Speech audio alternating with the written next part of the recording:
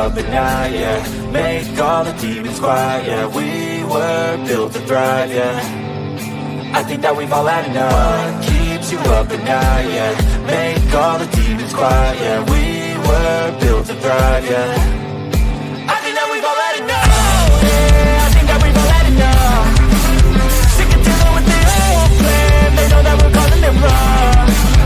You got me like, oh yeah, I think that we've all had enough. Sick and tired with the old plan. They know that we're calling it wrong. Hey, it's too late to try to go contain it. A generation fueled by creation. We live lives on a small screen nation. We control the airwaves, no negotiation. I refuse to think we need saving. Something good will come from creation. And when we think that the world is too anxious, we'll adapt, evolve, survive, and save it. What keeps you up at night, yeah. Make all the demons quiet, yeah. We were built to thrive, yeah. I think that we've all had enough. What keeps you up at night, yeah. Make all the demons quiet, yeah. We were built to thrive, yeah. I think that we've all had enough. Yeah, I think that we've all had enough. Sick and tired with the old plan. They know that we're calling it wrong. You got me like, oh yeah, I think that we've all had enough. Sick and tired with the old plan. They know that we're calling it wrong.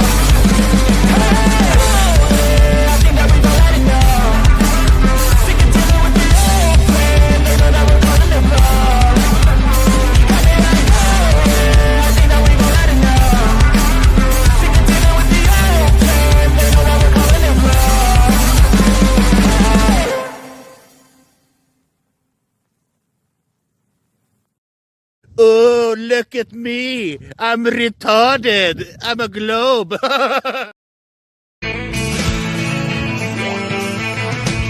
No one told you life was gonna be this way. Your job's a joke, you broke, your love life's the old way. It's like you're always stuck in second gear. When it hasn't been your day, week, your month, even your year. But I'll be there for you when the rain starts to pour. I'll be there for you like I've been there before. I'll be there for you, 'cause I'm there for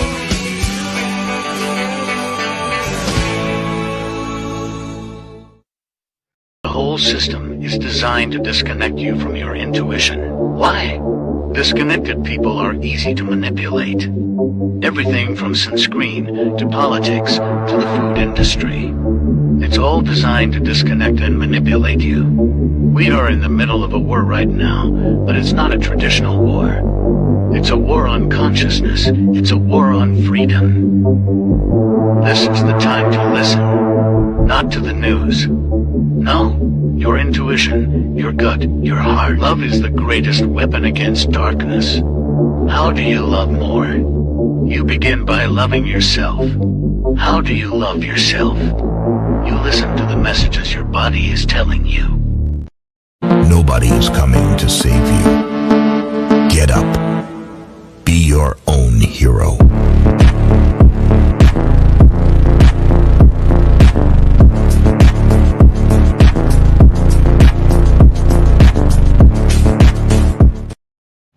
Slaves used to work all day, every day, with no pay. But they got free food, water, and shelter. Today, we work all day, nearly every day, and we get paid. But the money we make, we spend on food, water, and shelter. We're still slaves. The only thing that has changed is the illusion of freedom. I'm scared, Dad. Do you trust me, son? Yes. Come on, son. Rule number 1, never trust anybody. Stop! Don't touch me there. This is my no-no square. Stop! Don't touch me there. This is my no-no square.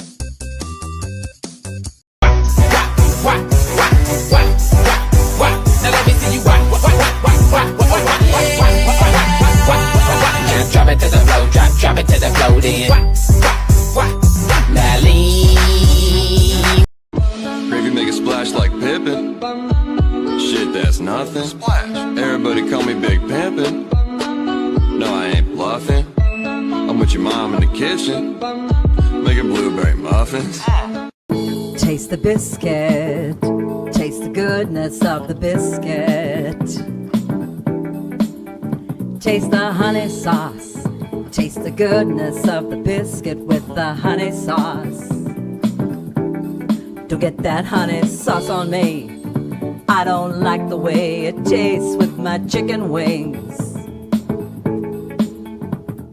Chicken banana, chicken banana, chicken banana, banana, banana. Hey man, just want to let you know that sometimes you gotta shut the fuck up. You gotta shut the fuck up. And this current time is just one of those times you gotta shut the fuck up. I don't think you're a bad person. I just don't want to hear you talking anymore. You gotta shut the fuck up. I remember when I lost my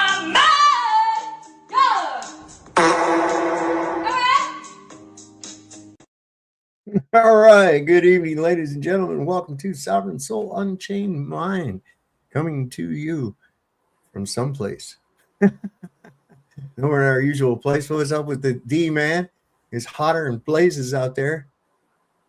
Oh, yes, it is. It's going to be 105 here tomorrow.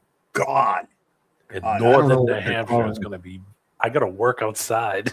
Yeah, we were doing that today. We was out there today, started at 8 o'clock, and all we did was put the, cut the stringers and put stairs on the deck. And that was enough. Well, yeah, and part of that was waiting. The truck was on its way with some more 5/4 board to put up on the, for the tread. And by the time we got that done, shit, we was ready to go, baby. It was time to go. I didn't think I was going to see you just because of the heat. So I was sitting there about 9:30 and I didn't see you. So I said, okay, he's chilling. That heat must have got him because I knew he was working. So, God, it was terrible out there. Let's see, tomorrow, 101. Now, see, that's really it's real humid here. So that feels 101 back out in California was nothing, compared to this, man. This is just like, well, shit. By 10 o'clock, man, my suspenders were soaked from sweat. And it really wasn't that strenuous. I think the most strenuous thing was I had to dig down the grade a little bit so that the stairs had set level right. But God damn it, man, that was just too much. Yeah, I got to work outside tomorrow, so it's going to be a doozy. It's going to be short to half day though. So it won't be too bad. But that's what they're going to do to us tomorrow too. I don't think them guys can last past lunch though with this heat. So we're probably going to come home early again tomorrow. Most likely. I don't know. We'll see what happens. Some of it's going to be up under the roof though, I guess. I don't know what they got going on tomorrow, what kind of shit we're supposed to be doing, but it'll be something, I guarantee it. Didn't cut nothing wrong today. That's a good thing. It was kind of an expensive mistake they made the other day. Those 6x6s are about $30. Yeah, they ain't cheap. Yeah, they ain't cheap. Yeah, and you measure twice, cut once, man. Measure twice, cut once. I'm glad it wasn't me. God damn, I'm glad it wasn't me. even if they cut it a little long, you would have been like, oh, no problem. I'll just trim a little off. Right. Yeah. I can deal with a little bit long, but you're an inch and a half short. That's just not going to happen. Yeah. I did joke with him though. I said we could nail that back on and cut it off again, and he just looked at me. Like, yeah, just trying to give you some information. Boy, did you see El Trump Tardo, man? He went to the Teddy Roosevelt Museum and Public Library, or this Roosevelt Presidential Library, whatever. And they got a hologram of Teddy Roosevelt for the visitors, right? And you stand up to this thing there, and Teddy Roosevelt walks around back there and talks to you and tells you about what he done as president and everything.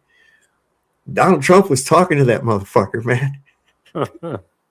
He was a talking. Check this out. This is funnier than hell. Every day a president faces storms most people never see. Keep your nerve and remember the nation comes first. You get through. I know you knew that you were yourself. Well, I appreciate those words. Those words are fantastic. And I just want to say it's an honor to be with you today.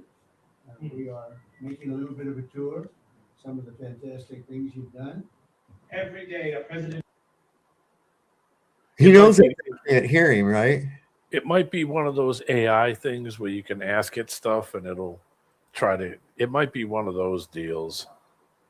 Because I don't see a mic in front of him, but it seems weird to be standing in front of a podium, in front of an AI image. Like it might.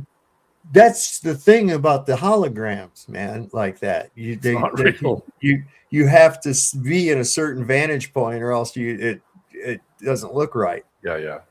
You know, especially at that close. You know, when you've got a wider field of view, people out in an audience or some shit like that, it's not as bad. You don't get the parallax, but at that short distance, you certainly do, and it kind of ruins the illusion. So it looks like they got that little podium that's for a couple of people to stand there and watch this. That's wow. I just hope you don't really think that was real. What was it? Did you see the Did you see that the little nation over there that's having all the problems is now talking about how Turkey is now an enemy? Did you see that one? They're starting to say that we should go after Turkey now. Yeah. Like, holy shit, huh? You guys just one thing after another. You can't stop freaking killing people or wanting to kill people. God, I know they're demonic. They literally are demonic people. It must be 24 hours a day. That must be all they think about. Is like, who are we going to attack next? Who are we going to kill next? Who are we going to get next? Well, it's out of their Babylonian Talmud. They're already culturally as like a paranoid schizophrenic culture. Okay, they're already that way, and the Babylonian Talmud says to, kill your enemy before they get a chance to attack you. You know, so they just perceive everybody as an enemy and just kill them. See, because of their paranoid schizophrenia or whatever it is they have problems with. Oh my God. Forgot to take the board stretcher. Yeah, we would have needed a mighty one for that thing. But I'll tell you what, would that piss you off? Carry that thing all the way up the fucking ladder and it's wrong. It's like, listen, I'm just leave this up here, mark a line. I'm going to bring a saw up. Yeah, I was reading a thing from the Middle East Eye. It's like a digital media thing that covers pretty much, the Middle East, Iraq, Iran, Turkey, right. The UAE, Saudi Arabia. And they have a story and it says Israel's kill first strategy is now aimed at Turkey. It's like, man, just one thing after another. It's like, wow, people just can't stop, can you? Holy man. Jesus. This guy's going to probably not, this officer, I think he's a major. He publicly called for impeachment in uniform, which he's probably going to get in trouble for that. This is not good.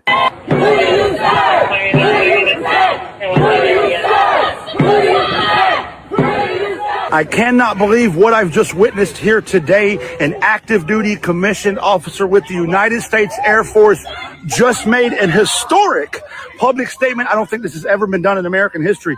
He has called for the impeachment, conviction, and removal of the sitting president, his commander-in-chief.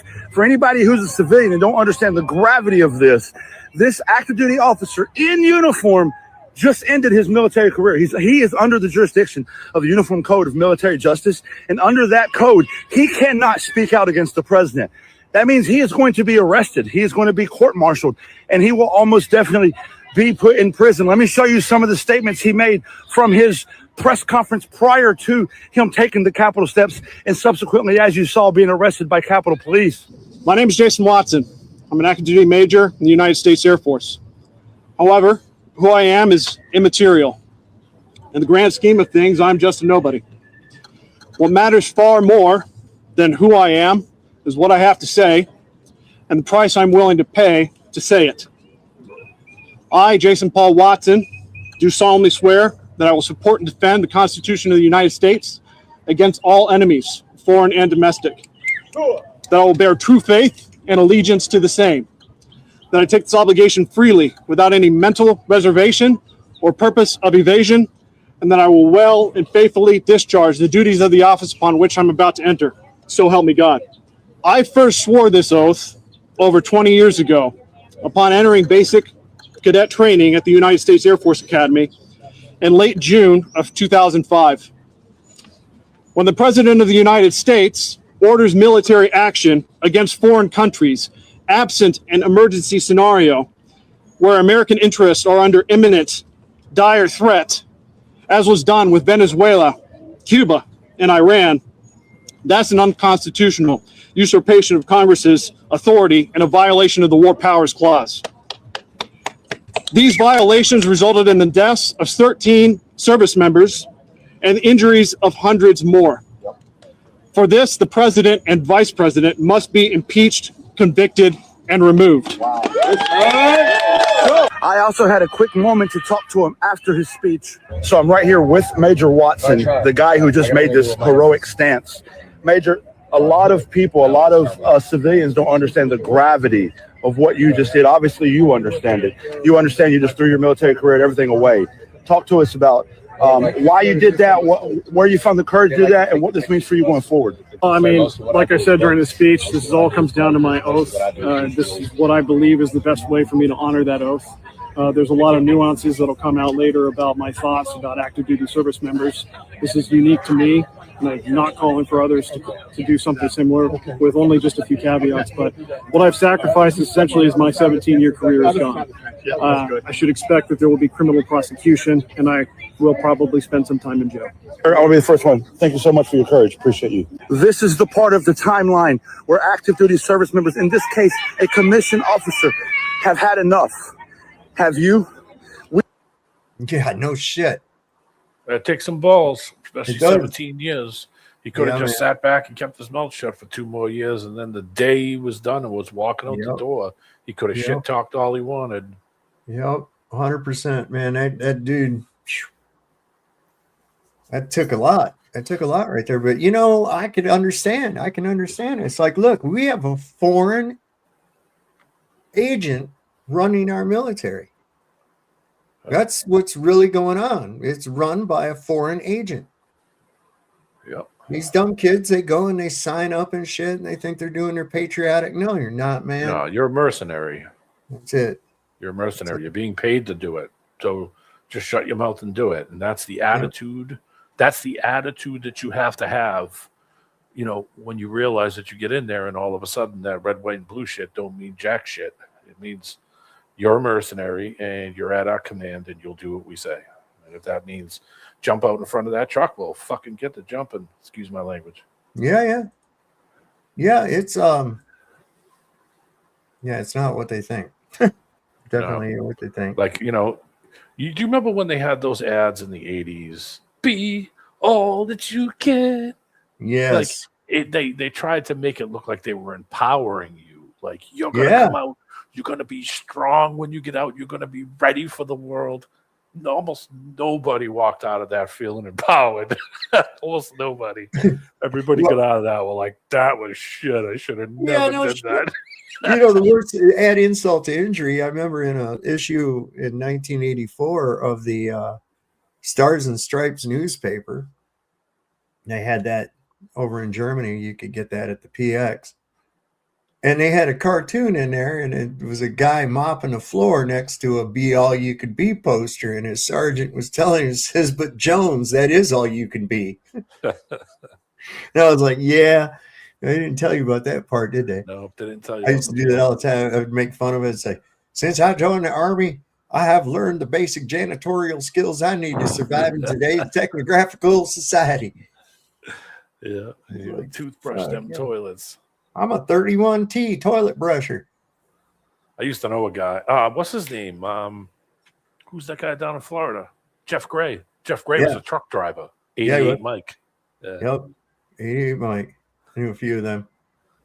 But yeah, I was watching one with him today, and it was funny as shit. They were trying to, You know, they couldn't get his ID, and they always got to do this with their Yeah, with the Who fingers. can I get your ID? Oh, I need Like to you're crack. lying. I need the fucking ID, man. And there wasn't nothing they could do. So this cop, she went and met with the HOA guy and some other cop, and they were standing up in this field trying to figure out how they could get rid of him and get, you know, and what's he doing? He's not panhandling. They always say, oh, he's panhandling. He is not panhandling. Yeah. His sign doesn't even say anything about giving him money or anything else like that. It just says, God bless the homeless vets. That's it. And a lot of times I like how he responds. People come up and try to give him money, and he'll say, no, I'm fine. I'm not homeless. I don't need the money. He says, I look at this as like a cardboard mirror. It reflects back what's in your heart, and give that to somebody that needs it. You know, and I'm like, that's cool as shit right there. Yeah. You know? He was in Flagler Beach, I think it was, one place, and the guy said you can't. He said, well, the city has an ordinance where you can't ask people for money. So he says, oh, okay. He says, officer, and he puts his hand out and says, can I have some money? Yeah. And they arrested him for that. Yeah, He the sued them. ordinance He had won. been and the ordinance is had been gone. rescinded. The ordinance had already been rescinded. Yep. Yeah, I've seen Because that. they knew that they were going to be in deep crap. They knew what they did was wrong. They knew the arresting him was wrong. And at the end, they tried to play it off like, oh, nothing's going to come out of this. No. And he sued you and won. Yeah. Their ego gets in the way, man, really bad. The best is when people look at the sign, they just see him standing there with the sign in his hand. They don't read it. And then they go make a phone call and say, oh, well, he's got a sign that says need money. Like, you didn't even read the sign. You didn't even read the thing, and you're already making a call, so it's a false report. And I love it when he says, well, isn't filing a false police report, isn't that an arrestable offense? And all of a sudden, no. Yeah, it's like, jerk. Saw some interesting stuff about those flock cameras have a really volatile battery on them, I guess. Guy was saying that it just is something as simple as like an air rifle, something traveling 1,300 feet per second. You can use also, he did it also with a subsonic 22. He said the battery just bursts into flames, man, burns the whole camera and everything out. And I was like, whoa, kind of like those Teslas and shit, man. You know, they just burst into flames. They got one up here. You might see that. You might see that. I saw some videos and pictures from some places around the world where it got so goddamn hot, their traffic lights melted and shit. Yeah. Oh yeah, your shoes in some places stick to the pavement. Yeah. Rip the shoe off. So one truck tire was melting off of the damn rim. I was like, oh my God, this is bad, man. I don't think it's supposed to get this hot. There's my little thing down here on my computer saying heat warning. Excessive heat warning for your area begins at when? Come on. Heat index values up to 104 expected for extreme. From 10 a.m. to 8 p.m. tomorrow. Wow, it might not be a good idea for us to be out there at all in that shit. One of us going to keel over dead or something, man. Yeah, they were saying at our age, I expect that anytime now, though. They were saying 105. It's going to be at 105 at noontime when the sun gets up nice and high. It's going to be 105. I mean, it won't be that. I mean, I'll be in and out of stuff, so it won't be that bad. But the beginning of the day and the end of the day, paintballs. There you go. Frozen paintballs. That'll work too. Somebody said something about Mandela effects and shit too. And I noticed we didn't have any lines in the sky today. I don't know how it was where you are, but I've seen a lot of people saying, man, it was clear skies. It was really weird. And they shut CERN down today. Oh. So wonder if that's going to be significant in any way. Well, they're not bringing in any more demons? Or I don't know. Maybe they got them all in here now. They're like, all right, we're full. They got them all in here, man. I got a thing about the seals and how many we've gone through, the 7 seals. And so a lot of it makes sense, man. We're pretty close. But here you go. Here's where all your fucking data and shit goes to. Check this out. And these guys are getting busted trying to stalk their ex-girlfriends and all kinds of crazy shit, bro. Yep. It's nuts. So where does all the information go? From our phones, the Ring cameras, the flock cameras, our television sets, any microphone that's connected to the internet, coupled with all the AI data surveillance centers. Where's the information? What software is holding the information? I've tried to do several videos on this, but let's just look at the co-founder of this company. You would prefer the human race to endure, right? You're hesitating. Yeah, well, yes, I don't know. I would. This is a long hesitation. This is a long hesitation. There's so many questions implicit Should in this. the human race survive? And this is what the CEO said, Alex Karp, just now. This is like so many things. I am the most publicly supportive CEO of Israel, and that's true. I think Israel is on the side of good. Now, in private, because I'm known there to be fair, I'm probably also the most effective critic of like, hey, I didn't agree with this without going it. And I would be very happy to be more in public about that, except for I think not all. There are many legitimate criticisms of Israel and every other country. Although I would say, do you want a country that can sometimes be difficult as your partner, or do you want partners that have no tech scene as a partner? And these are a few things he said in the past. You often need a lower purpose. Like the higher purpose for me. What's a lower purpose? Well, I love the idea of getting a drone and having light fentanyl laced urine spraying on analysts who tried to screw us. So that's my lower purpose. And yeah, but and wow. Killing Palestinians with Palantir kills Palestinians with their AI and technology. Oh. They're killing my family in Palestine. Yeah. And you know, well, if you do you want to hear my answer? Sure, okay. So I think the primary cause of death to Palestinians. Okay. Do you want to hear the answer, or do you want to yell? Well, you don't want to hear an answer? Obviously. So the primary source of death in Palestine is the fact that Hamas has realized that there are millions and millions of useful idiots that will. Wow. Wow.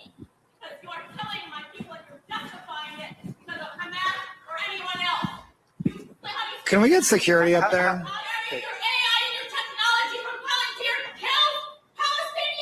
Mostly terrorists, that's true. If I told you that there was a company called Palantir and their entire existence was to hear your whispers so they could predict what you would do next? Now, what if I told you it was backed by the founder of PayPal and the CIA? What if I told you Palantir was quietly connected to your bank statements, social media, medical records, and a lot more? Then what if I told you their entire purpose was to understand and blueprint your life so they could predict exactly what you do next? If you want to know what that's called, it's called behavior surveillance. Palantir isn't just surveillance, it's predictive governance. Control the data, control the decisions. Well, at that point, you can basically control anyone without them knowing that you're doing so. Yeah, so as the political right is talking about communism taking over America, as communism is taking over America with this software, it's just a little ironic, and that's why I don't believe there is a left or a right. They all work for the same small little group of people. Yes, Yep, they sure do. Sure do. More and more people are realizing it every day. Every day, people are realizing it. I mean, they're not got a good foot. They're losing their foothold here. That's for sure. It's got. Go ahead. I'm sorry. I was just going to say Israel has a big hand in the AI tech shit too. Yep. So you know that a lot of that stuff's going to go there. I mean, the government is already using a lot of their data centers and telephone systems. You remember that thing a while back when they had that thing on Grok where you could check the phone numbers and find out where they were going to, and all the U.S. Phone numbers were going to Israel. Remember, and they quickly killed that option of that option to check them on Grok immediately. When people started to realize it, it's like, yeah, man. I mean, this is, it's a takeover. It's a takeover. You're a fool if you think that voting for these two dipshits who both working for the same people but give you the illusion that they're separate or different or at each other is bullshit. It's just like a soap opera. It's like Falcon Crest or General Hospital. You might as well, you might as well believe it. I guess this guy made quite an ass of himself at that Teddy Roosevelt thing. He was there with a bunch of these guys that were like dressed up like the Rough Riders. I bet you he had a chubby over that. Listen to this weird shit he talks about having a threesome. It's nuts, man. Listen to this. Now, as I see my two beautiful sons sitting there, I think I'm going to give one to myself, one to them, and we'll have a threesome, okay? I'll pick out one of the two. I'll give them the Congressional Medal of Honor for something, for their genius at hunting. And I'll get one for taking on Russia, or something. Now, as I see my two beautiful sons sitting there. A threesome. He's painful to watch now. He's really painful to watch. And I mean, it's tiresome that we got how much longer do we have to watch this guy? Oh, hopefully not much longer. I think the Grim Reaper's breathing down his neck, man. I do. Or shitting down his neck, either one. I see him I saw a clip of him about an hour ago or so. He was going to get in a vehicle to go somewhere, and dude couldn't hardly get in the vehicle. It's like one of them old people you got to help at church, getting in and out of their car, and you're going, "What the fuck did you drive here?" Yeah, his brother died just a couple of years ago. I think you would figure that the people would see how ridiculous this all really is. Okay, first they're all caught up in their little teams of blue and red. They're all caught up in that. And they don't realize the fact that it's like, you only have to be 35 fucking years old to get in to be president, right? Yeah. Why are you combing the fucking rest homes of America for people to run shit, man? What is wrong with you? These motherfuckers are like sitting there when nobody's looking, they're eating a puzzle, man.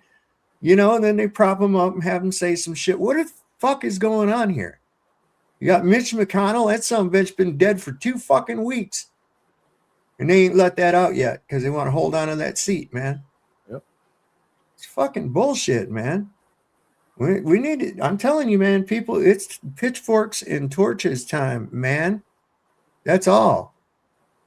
Yeah, it's sad. It's sad when you kind of sit back. I was thinking about it kind of this morning a little bit, watching some videos and stuff, just in general. Just the attitude and how numb people are, just, not really connected and not really knowing what's going on. Still cheerleading this crap too. Yeah. Still cheerleading this shit like it's 6 years ago. It's like, where have you been? Where have you been in the last 3 years? God, I know, man. And I hear these people talking about, in these block camera groups that they have on Facebook and shit like that. And I hear there's people actually saying, "Oh, they're good. They help from fight crime and this, that." And I said, "No, they don't fucking help nothing, man. Shut up. What's wrong with you? Would you feel so unsafe? Would you want to carry a cop around in your pocket all day long with you? Well, no. Well, you do, you stupid fuck. What do you think that little scrying mirror you're always staring at is? You got a cop in your fucking pocket with you every day, all day." Yeah. Yep, these people that say to run up to cameras and say, "You can't take my picture. You can't take it. Wait a minute, it's spying. No, wait a minute. No, the thing in your hand is listening to you 24/7 a day. It's Yeah, taking pictures of you 12 every 5 fucking seconds. cameras, there's 12 fucking cameras Yeah. around you in this little area Yeah. right here. And it's all filming you from every Yeah. angle. Every Infrared picking up your farts and everything, man. Yeah. Every store you walk into, every bank you walk in and out of, every drive-through you drive through, like literally. But this one guy who's standing on a sidewalk, not talking to anybody, is a threat. But not the streetlight cameras and not the freaking cameras on top of the buildings. Not that. Not any of the dash cams. Man, my dash cam fell off my windshield today because it was so hot. Yeah, I know. Mine did last week too. The suction cup just won't stick. It's not a suction cup; it was an adhesive thing, man. Yeah, I'm probably gonna have to get a new one, not a new dash cam. I like this one; it's got interior and exterior. Yeah, mine does too. It's 3 cameras. It's got one forward, it's got one interior, and it's got one in the rear window. That way, if I get in a wreck, they can see me hitting my blunt before I hit something. I just shut the audio off though, so that way they don't hear me swearing and. I know, man. That's how he shut. I went right in and said, "Shut the audio off." I don't. I know. I'm bad for that. I'll be going along. Here's some dumb fucker gonna make a turn.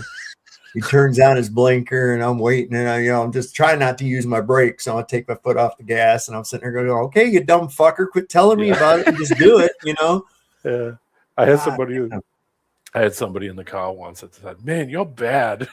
And I was like, I said, these people are numb. They're either distracted. Like I saw this girl. I might have told you this.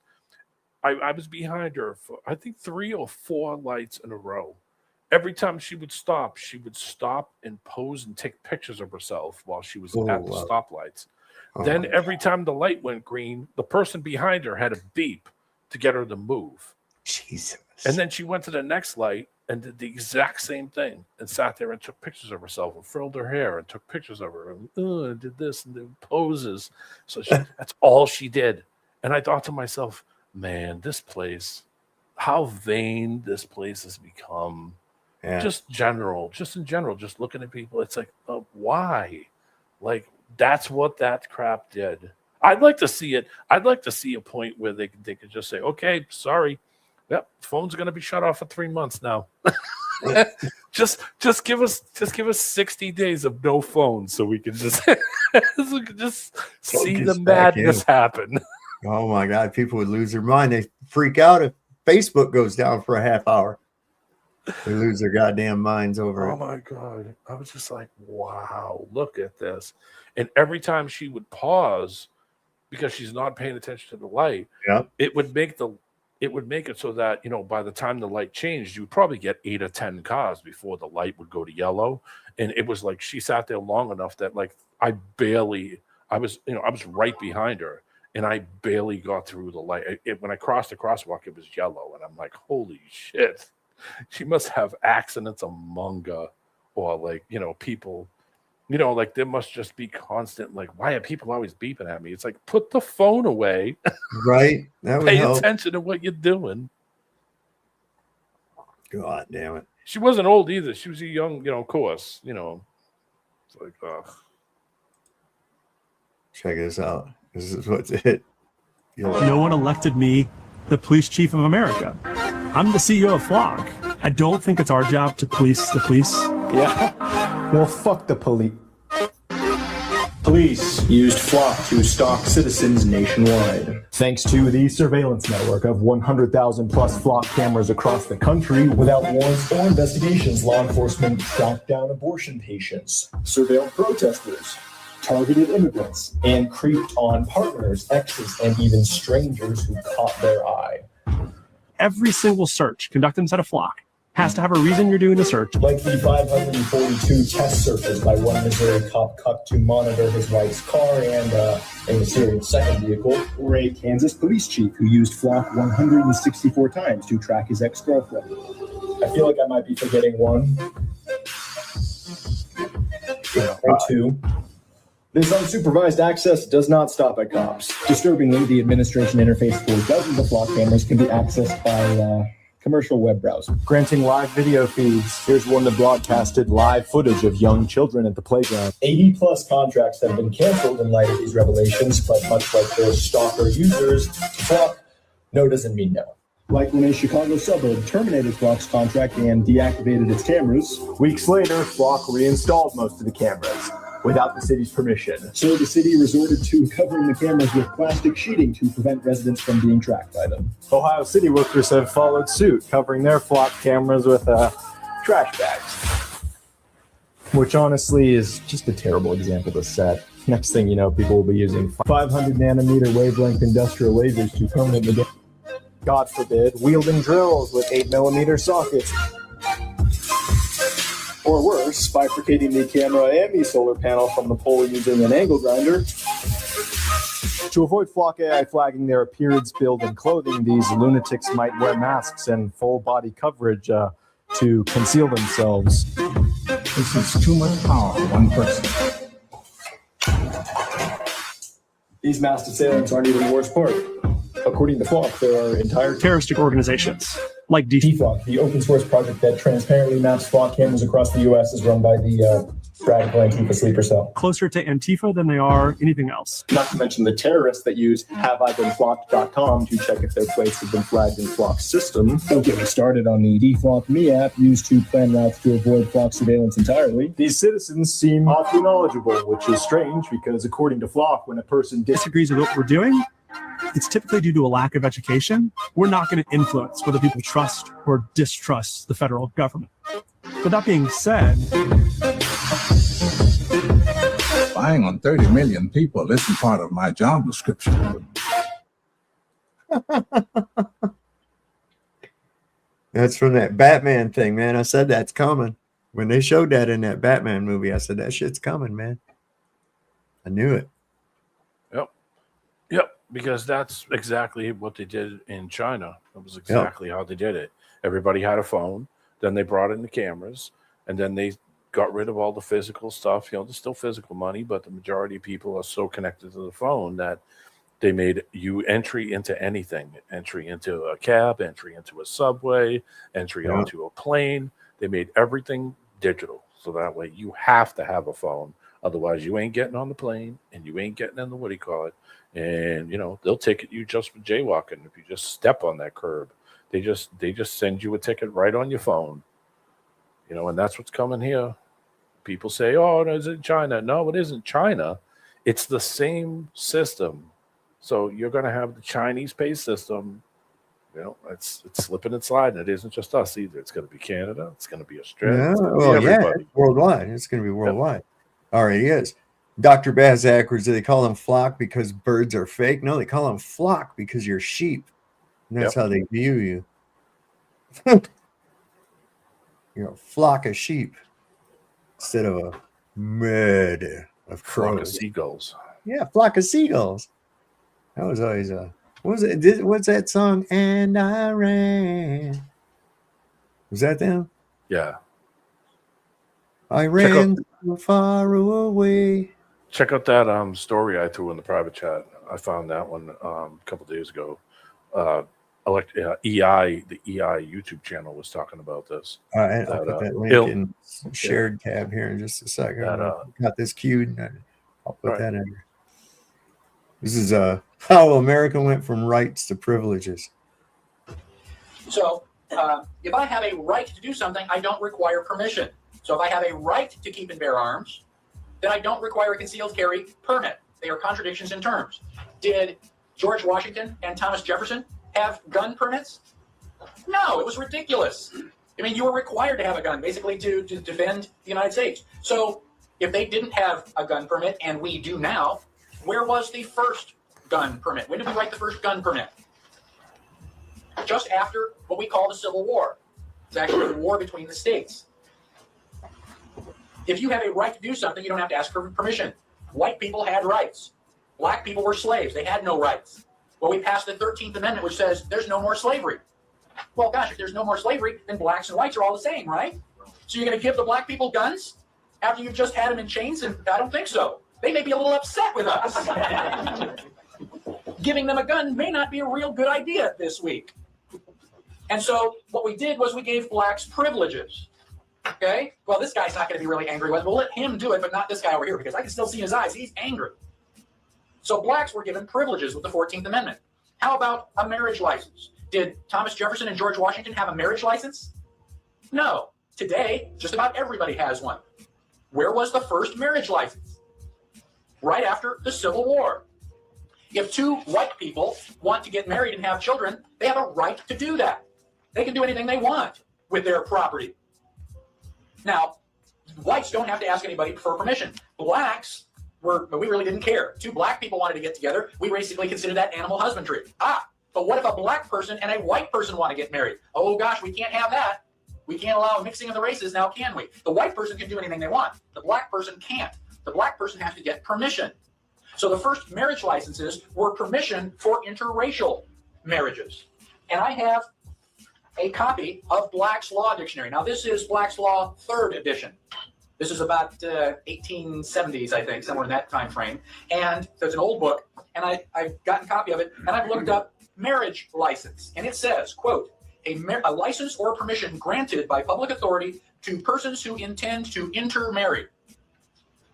Right there in black and white. A marriage license is for mixed marriages. Well, eventually that was working so well that we just applied a marriage license to everybody.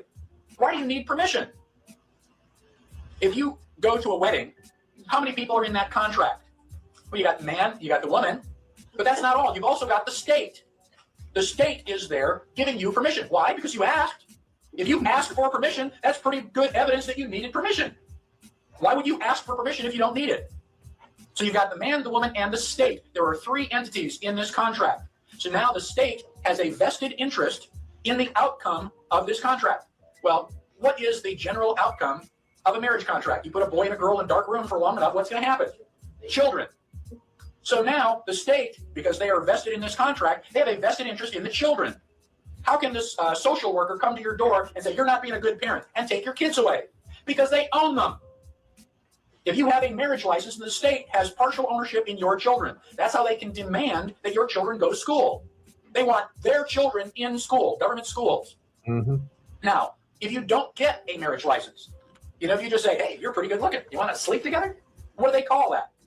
That's a common law marriage. That's probably the only phrase where anybody knows the phrase common law. Well, what is common law? Well, gosh, I don't know. That's what 2 people know. It's not. 2 people get married. It is a common law marriage because it is based on property. And we will get to Article 3 of the Constitution later this afternoon.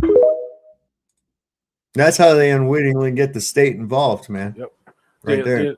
There was actually 4 involved. He forgot the church. Right. Well, you got that license because what they're doing is you've got one corporate fiction, you've got another corporate fiction, and we're going to merge them together. It's like if Kresge's and Sears, they merge together, right? So now if there's a dissolution of that union, then there has to be equity in the settlement, you see?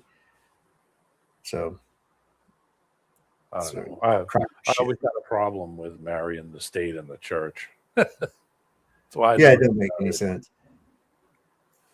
All right, so what's this here? It says Illinois divested $33 million from Israel last month. 33, huh? Well, Illinois is. I mean, I put it up just for you, but Illinois actually was taking retirement money they were pulling from your check from working, supposed to go to retirement, and taking some of the money out, then investing in Israeli companies. See, that's bullshit. War connected companies, mind you, because they don't produce anything except fucking death. So then when people started to figure it out, well, people in this said, okay, we don't want a retirement system investments going to be propped up by this war shit. So they, under pressure, had to divest, which is, I actually might look into my state and see what they're doing with that money too, and see if they're doing the same thing. I wouldn't be surprised that probably all the states are doing it. I wouldn't be surprised, not at all. Try, man. Your name in capital letters. Yeah, that's right. That is right. It represents a trust. Boy, they're trying to keep people from talking at these town councils and shit like that. Oh yeah. And it's not going well. No. Listen to this. This lady goes off. She's got the receipts too, man. On behalf of the Main Street Coalition, exercising a right that predates this building, this body, and every office within it, the right to speak freely about my government. A sitting member of this council, unhappy with my political speech, chose not to debate it, not to ignore it, but instead attempted to punish and silence it. In January, City Council member Nick Fritz sent an email to the chair of the Beaufort County Board of Commissioners requesting I be fired because he did not like what I said about matters of public concern. An excerpt of the email is as follows, quote, I imagine it's ground for immediate termination and a report to the bar. She's also a licensed attorney. If possible, I would like her conduct reviewed in a closed session at the next county commissioners meeting, and I'm hoping she will be asked to resign her position immediately due to her wildly inappropriate conduct. I've attached a link to hours of her videos, end quote. This email is inappropriate and it is unconstitutional. Elected officials are state actors, and when a state actor uses their position or influence to punish a citizen for protected speech, that's not politics, that's retaliation. Yep. It's a violation of the First Amendment, the bedrock of our American system of government and our way of life.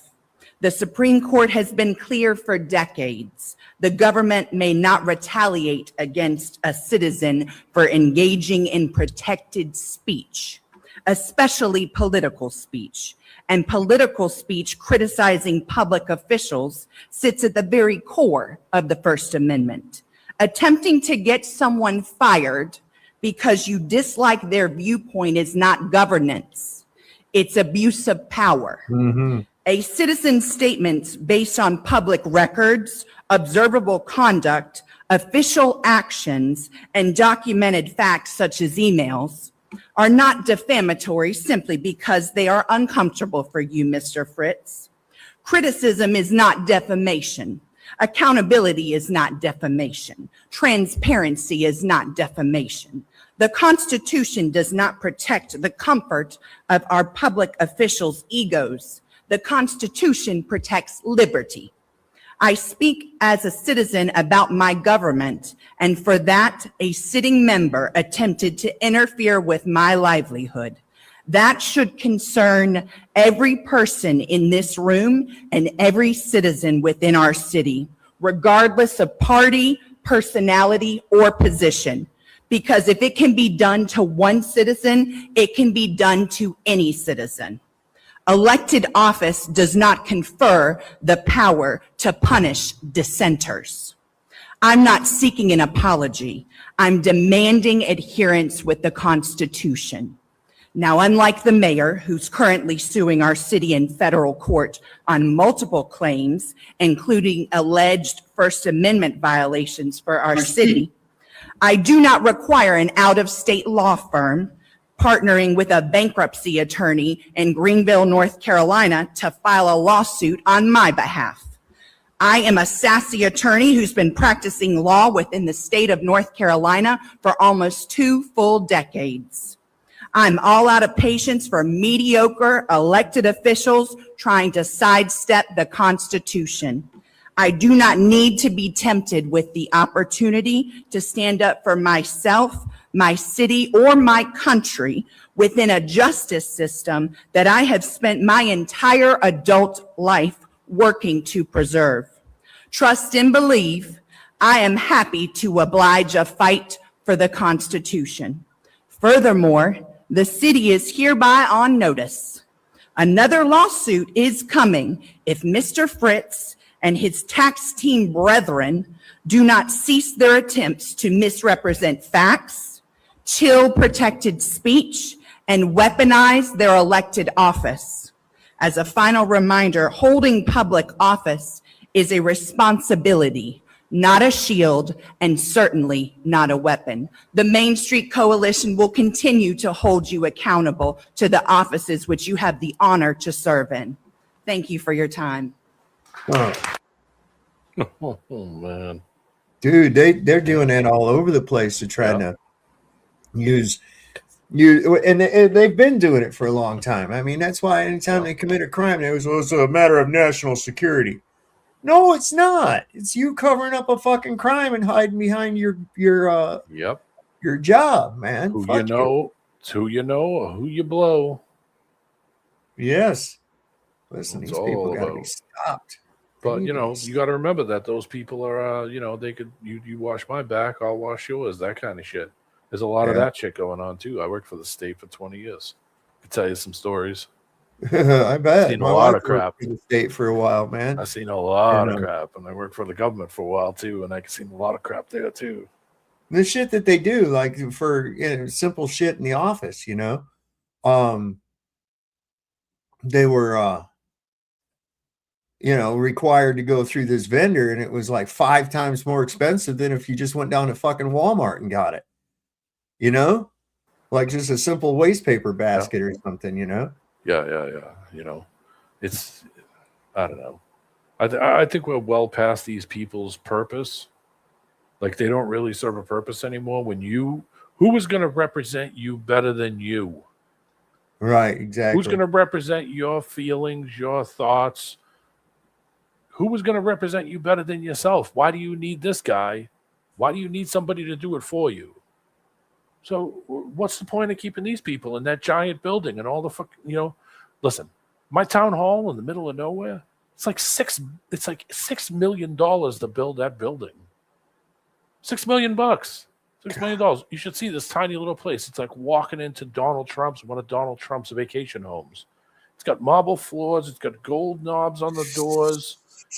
They're all sitting around half asleep. They got way too many people working there doing absolutely nothing. Things that we shouldn't have to do in the first place. If you eliminated them taking the money from you, then that would get rid of them and you wouldn't need them anymore to do it. It wows me when you think of the scale of stupid. You know what I mean? Here I am suffering for almost 20 years, not paying taxes, having to fucking go through all this shit. But yet you got people walking around who were so happy to pay, ridiculous amounts of property taxes, $20,000 a year in property taxes. You're out of your mind. That's disgusting. That is. This state, New Jersey, I think New Jersey, Rhode Island, New Hampshire, all the northern states in California are the worst for property taxes. It's cheap to live up here. People think, well, you don't have to pay income taxes. Oh, it must be cheap. No, they just jam it all into property taxes. That's all they do. Yeah. That's all they do. You're only paying one time. Telling you people, we need to fucking take this fucker back. Telling you. I'm getting too old to do anything, man. Yeah, same thing with me. Like, I'm past the point now where I'm further into dying than I am right. when I was born. I'll be good for a last stand. That's about it. What am I going to do? What am I going to do now, man? I'm cruising up to 60. Pass my skills on to the younger ones. See. Yeah. All right, I'm going to tell you how to set up a triangulation of fire. These are your fire zones. These are how they work. Okay. Now you see how you got this cross going right here? See how we got this other cross over here? Everybody's sector crosses each other. Isn't that cool? We got a machine gun in every third fucking post. It's wild that people haven't figured out that these people are just basically robbing you. I can't figure out how. I mean, I knew this. By the time I turned 18, I pretty much already had figured out that, okay, life is not going to be fun.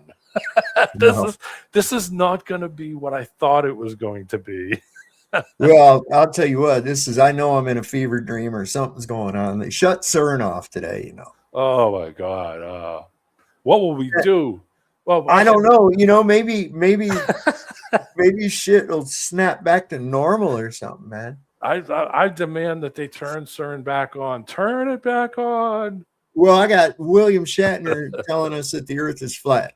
It's the guy that went up on the Blue Origin, and he said the fucking Earth is flat. Oh, what happened to him? He must be losing it. Well, how old is he now? 96 or something? Something like 95. Listen to this. I have to have you clear something up, though, if you don't mind, on the show this week. The last time you were on, we had a clip that got like 2 million views because you said something, and then people are actually attacking me saying, that's not really Bill Shatner. That's why I'm glad you're on video this time. What did I say? I take it back. I asked you when you were up in space if you could clear the air of letting people know, is the Earth round or flat? And can you confirm that the Earth is round? Because there's been a lot of talk that the Earth is flat. Are you able to tell that from space?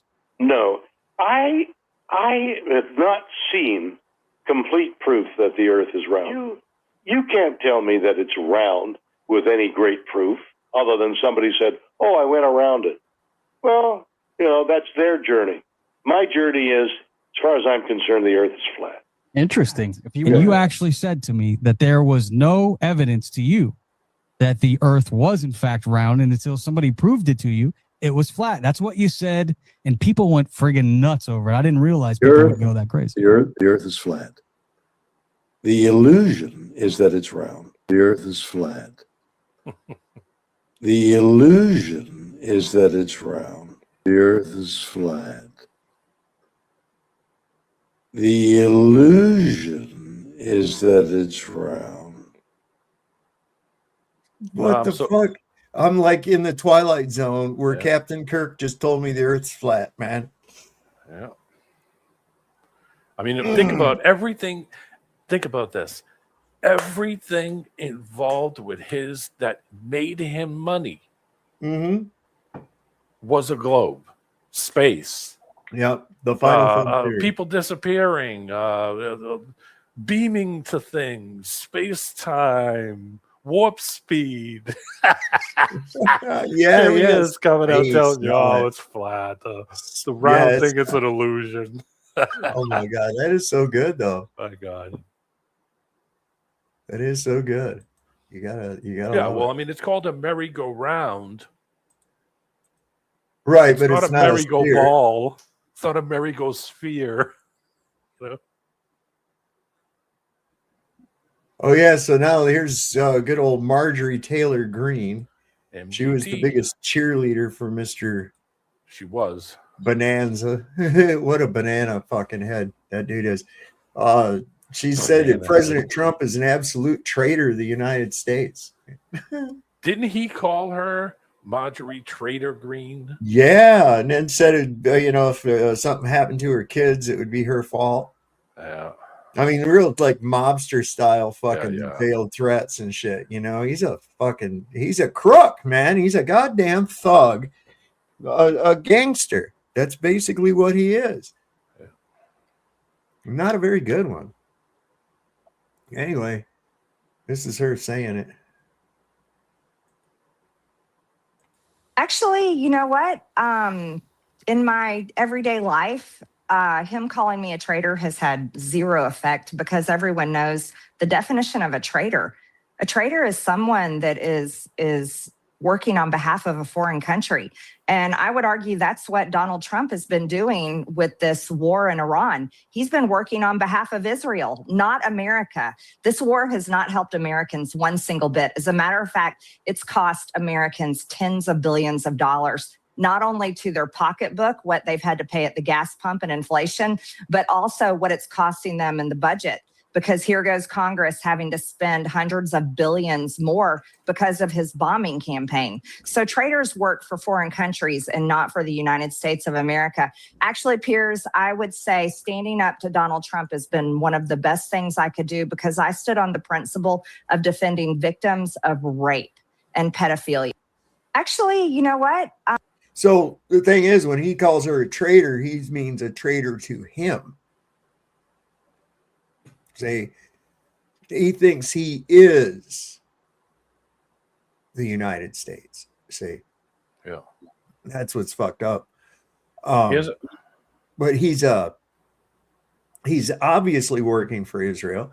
Yeah. JD Vance came out today and pretty much admitted that this whole memorandum of understanding is just buying time to rearm. Yep. That's all it is. I knew that. I'm sure Iran knows that too. Yep. Here's a fact. Since its founding in 1948, the United States has provided Israel with over $300 billion in economic and military assistance when adjusted for inflation. That's bullshit. It says in terms of non-inflation adjusted current dollars, bilateral assistance and missile defense funding totals roughly $174 billion. It's probably 5 times that. I'm guessing that it's probably 3 to 5 times that money since then. I mean, because you know that they're not going to keep all the real data from that. Sure as hell, there's no way they're gonna lowball that and try to make it like, we've only given them a little bit, I'll tell you what, man, pushing these government bullshit all the time. I see people, and this fucking Facebook is just infested with these government bots. Infested. You see these people coming on there talking about how the flock cameras, people, if you're not doing anything wrong, then you shouldn't have anything to worry about. Boy, you missed the fucking point, don't you, kid? Shit like that. The people that come on there at the same old tired fucking bullshit about a globe. And it's like, shut up. Just shut the fuck up. That's where I'm at with these fucking people about right now. It's just shut the fuck up. Nobody believes your nonsense. I'm never going to go and believe that the earth is a globe. That is the most stupid shit I've ever heard in my life. There's nobody up in space. Nobody's going to the fucking moon. Just stop. Yep. Just fucking stop. They're making themselves. I mean, listen, as this time goes on, and this has been around as long, it's getting to the point where they can't advance this any longer, which is what I've been saying for almost 2 years now. They can't advance this any further. So they're stuck. They just can't go any further with it. It's real fucking simple, man. It's real simple. Look. No, like you're saying, nobody's buying the shit. They're seeing right through it. More and more people, they're hastily putting things together to try to seal it up, and it's not working. And all they keep doing is adding more layers of fantasy on top of the shit that they've already said. Yeah, because that's all they can. That's all they've got. Yeah. When it comes down to that physicality, when it comes to what's underneath your feet, when it comes to the positioning of your body, how you see the distance, the things that people can easily figure out to connect to, that can see themselves, that they see every day and never thought of, are now seeing that. And they're trying their damnedest to get you to go back into fantasy land. Yeah, it can't happen, man. Yeah, and it's just not, you're not going to flip people back. It's not going to happen. People are going to naturally say, that is bullshit. We never went there. We ain't leaving this place. People are hearing us talk about pressure, hearing us talk about our bodies, hearing us talk about experiences and our vision. Yeah. There's no turning back for them. So they're stuck in that fantasy land shit, and they can't get out of it. They can't. Well, I think it's great. It's like you say, when you ask somebody initially, you say, well, if nobody ever told you the earth was a globe, what would make you think it was? Yeah. What would you do? What would make you go, hey, I want you to pretend you live in 1850, right? Yeah. After all, you've known it was a globe for 2,500 years, right? Okay. Yeah. So you're living in 1850, but nobody ever told you the earth was a globe. You lived to be about 20 years old. Now, what would ever make you lean in the direction of thinking that you lived on a ball? There ain't a goddamn thing. Yeah, nothing. I can't think of anything. Not one fucking thing. In fact, if somebody came up and tried to tell you that shit, you'd laugh in their goddamn face. Yeah. You seen a circle in the sky. That's it. Yeah. That's it. Other than that, nothing. Other than that, you would say, oh, what are you talking about? I'm driving on a flat surface. I'm flying over a flat surface. I took a cruise last year. The sea's flat. Well, it'd be like to look up at the sky and assume that you're part of what's ever going on up there. in the first place is stupid. Well, look, they're round, so we would be round too, right? Why? Where do you get this idea? That'd be as dumb as an Indian out on the prairie way back in the day, man. Mankind was early on. And he looks across the prairie and he sees some buffalo. He goes, huh, that thing has hair. I have hair. It breathes. I breathe. It has feet. I have feet. I must be a buffalo. Yeah. You must be related. What the fuck, man? Monkeyology. I heard somebody call it that, monkeyology. And that kind of stuck with me. I think that's funny as shit. But it is. It's ridiculous. And I love to ask people, say, now, when you found out the Earth was a globe, had you already figured that out on your own, or did they tell you that? Because let's face it, you don't have a first-hand observation of a globe Earth. I don't. No, nobody you know has one. No. So that had to come from somewhere. You know, they try to act like it's so obvious. Well, if it's so obvious, why do you have to make up all this bullshit about it? Yeah. Why do you have to zooming around in 50 different directions at phenomenal speeds that you can't even comprehend, but you're so used to it that you don't notice it. Oh, okay. Well, that sounds right. But I can stand a straw up on the table, leave it there for days on end. Exactly. Give me a break. And you know, bless their heart, they're trying, but not hard enough. Yeah. They're getting sloppy. Here's some Artemis shit. The show is over for NASA, and they will not be able to conceal the truth much longer. Astronauts involved in the Artemis 2 mission made an unintentional mistake that reveals the moon mission is fabricated and that they are not actually in space. In the footage, a moment is highlighted where a plush toy appears to glitch, followed by the unusual appearance of the word moon on screen. These anomalies are interpreted as proof that the scene was filmed in a studio using green screen technology. In this view, the images presented to the public, such as astronauts inside spacecraft appearing to move and interact in space, are staged representations. The real situation resembles a film production. Individuals suspended by harnesses, similar to techniques used in movies with green screens, wind machines, and other equipment designed to simulate a space environment. Although the production may appear convincing, it is considered not real. The conclusion is that the truth will eventually be revealed, possibly through someone breaking a non-disclosure agreement and exposing the fabrication. Until then, these missions are not genuine moon journeys, but staged scenes filmed in a studio using green screen technology.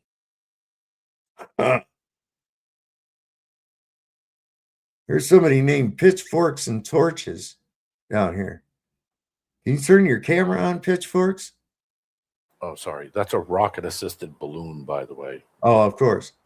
Look at this. This guy's coming from a UFO. He's talking to us from a UFO. What's up? Yo, fellas, how you doing? All right, brother. Got some funky You guys lights. hear me Is that all your right? headset lights? Yeah, your headset lights up like that. That's pretty cool. Yes, sir. I need to get me something like that. Some bizarre. I got some glasses that light up. I got Nice. I wore them a couple of years ago on here. Let me see. I got to do that. There we go. Dun, dun, dun. There we go. Ha ha. The next day. So the World's Fair or whatever, this fucking America's 250 State Fair.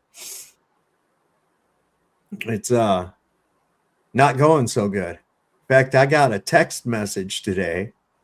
Let me see if I can find it here. I got a text message today that said, there it goes. It said, oh, wait, don't do that. There we go. Said tickets are still available. Join Americans from across the country celebrating America's 250th in Washington, D.C. And then it gave me a link.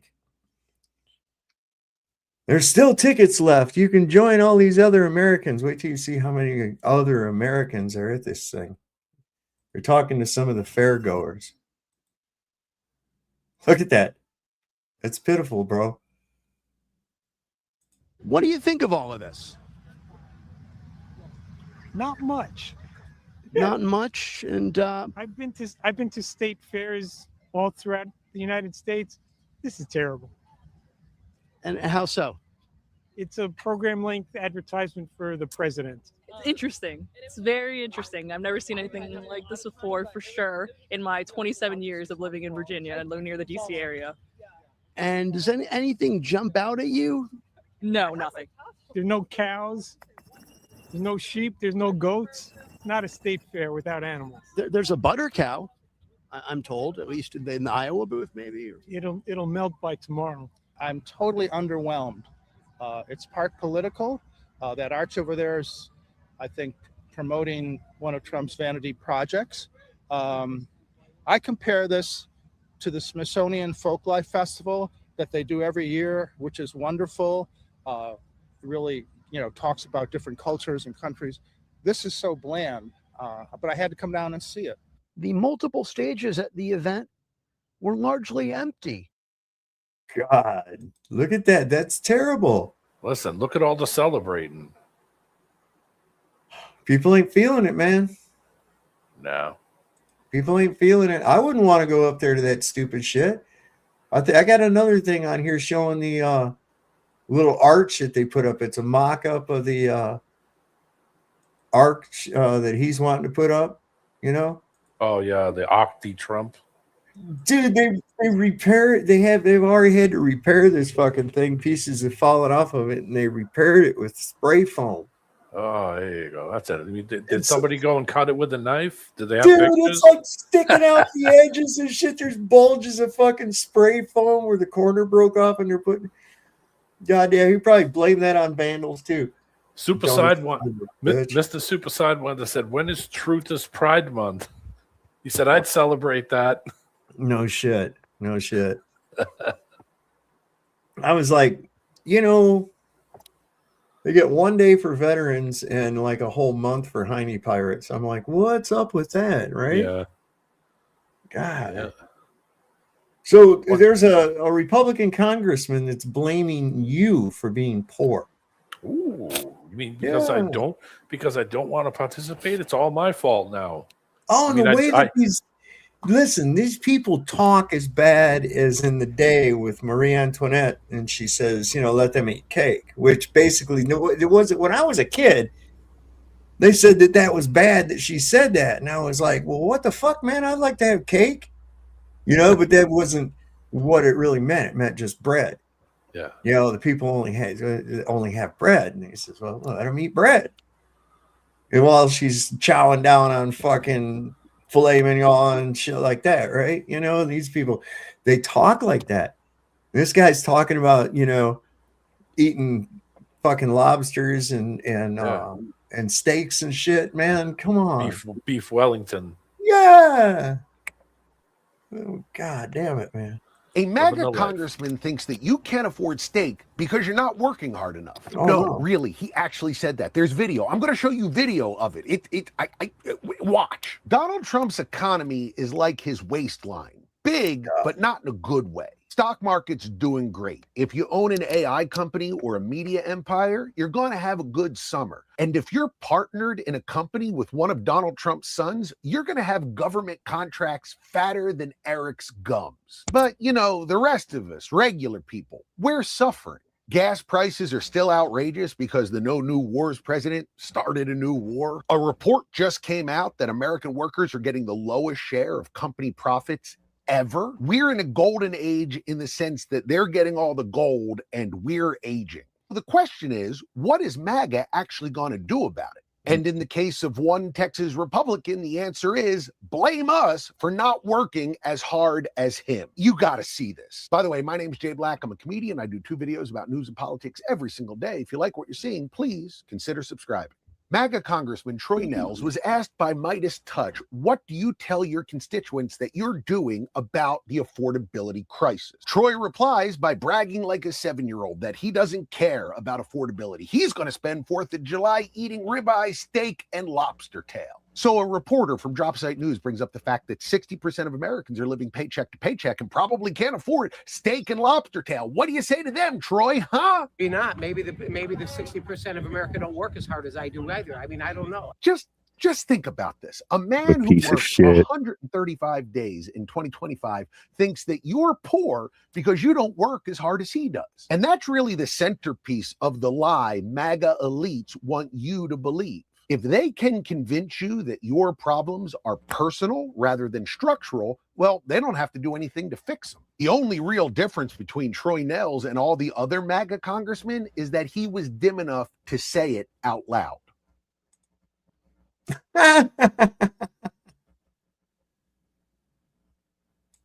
Yep. Yep. God. He's like, yeah, you don't work as hard as I do. I worked for like 3 months. And I'm gonna go eat steak and lobster while you sucking down some goy slop for 4th of July.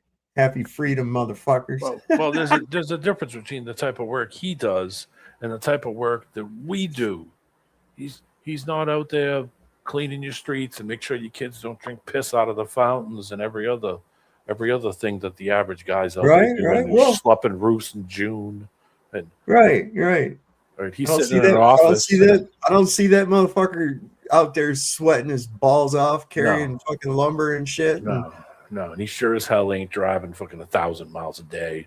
Neither is he doing any of the other shit. He's sitting in an office in air conditioning with his feet up, with somebody catering to him 24/7 while he twiddles his thumbs and thinks that that's work.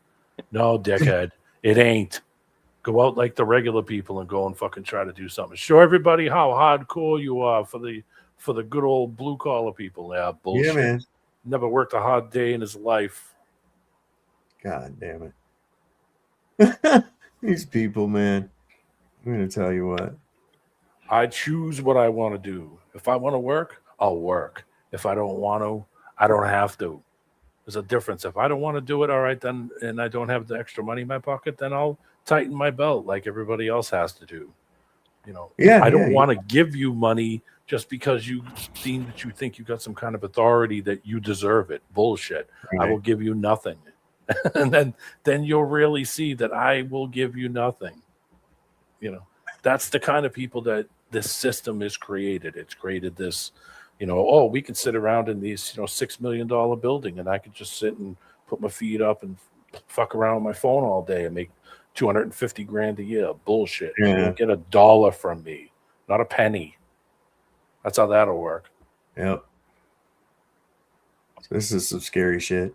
What are your thoughts on will you accept it if it rules against you? Well, I guess I have to accept it's the Supreme Court, so I'll accept. I think it's very bad for our nation. We're the only nation that does it. No other nation does that birthright citizenship. No, not even close. 33 nations have birthright citizenship, unrestricted, like we do. 33, including Canada and Mexico. Yeah. He doesn't even know what our neighbors are doing. I mean, why would he? He doesn't know what we're doing. So why would he know what our neighbors are doing? But even more importantly, every journalist that was standing in that room knew they were going to talk about birthright citizenship and knew that he was going to say no other country has it. Because it's the exact same thing he says about everything he wants to get rid of in the United States. Like when he said no other country has mail-in voting. Yet not a single one of them said, Mr. President, 33 other nations actually have birthright citizenship.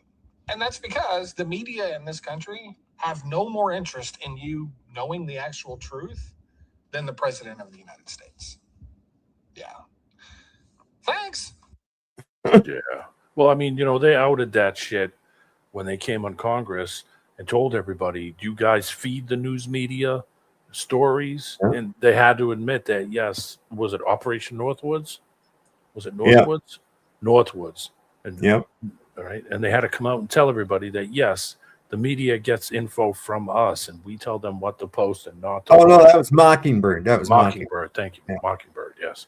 Where they literally have to come out and tell them, oh, no, we don't want you to put that on TV. It's not like the old days where you had the reporter and the trench coat and the hat go out in the street smoking cigarettes at night around the shady parts of town to try to find the criminal or the robber or the, like a gumshoe. Yeah. That bullshit's long over. Those people don't go out and do squat except stand on the street corner and pretend that it's real windy or that the street is flooded, when it's only a foot deep and they're in a canoe. They're bullshit artists. That's what they are. The biggest one for me, the one that really hammered it for me, was in the Iraq War when CNN was doing that bullshit in the studio in Atlanta, and they tried to make it look like they were on top of a rooftop, You know, you want to see that? You want to see? It's one of the fakest, oh, I know. dumbest things. CNN, I remember that. I And was like, that doesn't they even had look that like PETA guy who was like, they sounded Peter a fake Arnett. alarm, and he's like over there grabbing a helmet. Yeah, And yeah. I One remember guy's got a watching- helmet, the other guy's got a got a fucking gas mask. Like, It's what is that gonna do? Well, it could be somebody's gonna gas. die. Yeah, like, what is the helmet gonna do with this gas? No, Like, man. I saw that live on TV. I said, this is the biggest bullshit I have ever seen in my life. There is no way. None of this is real. None of I it. know. Here's that arch. We'll just fill it with spray foam. Super glue. Yeah, just put some spray foam in it. Did a real good job. Didn't even wait around and carve off the extra. No, we ain't You got know. time for that. I mean, the poor guy that did that, put that spray foam up there, had to put a ladder up. Somebody had to hold it. It's a He union had to- job. It's He a had to union climb job, up dude. there. But Jesus, he only got $100,000 to put that $2 can of spray foam in there. I know, but see, that's a union job, and they didn't have the Oh. razor knife guy working.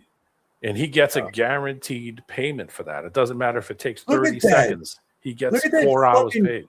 Look at that gap between that cornice and the fucking wall. Right That here. corner's going to break off. Is what's Look going to at that. happen. Look at that gap. Yeah. That's not Jesus. even.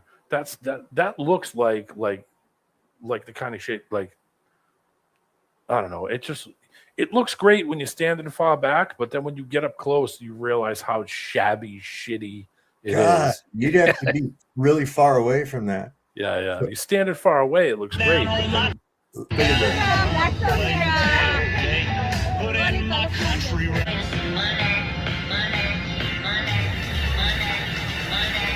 God, look at that gap. Holy shit. Jesus. God. You know what? You know what? It's very reminiscent of this country. Yeah. It's symbolism over substance. Yeah. And that's what we do here. Symbolism over substance, man. Yeah, indoor spray foam. No shit, right? Scotty, New York City said needs some Flex Seal. Yeah, it's a Flex Seal. Say it like the guy. Flex Seal. But wait, there's more. Said Billy Mays never. Let's see what this is. Yeah, this is about like why they want you to be watching Netflix.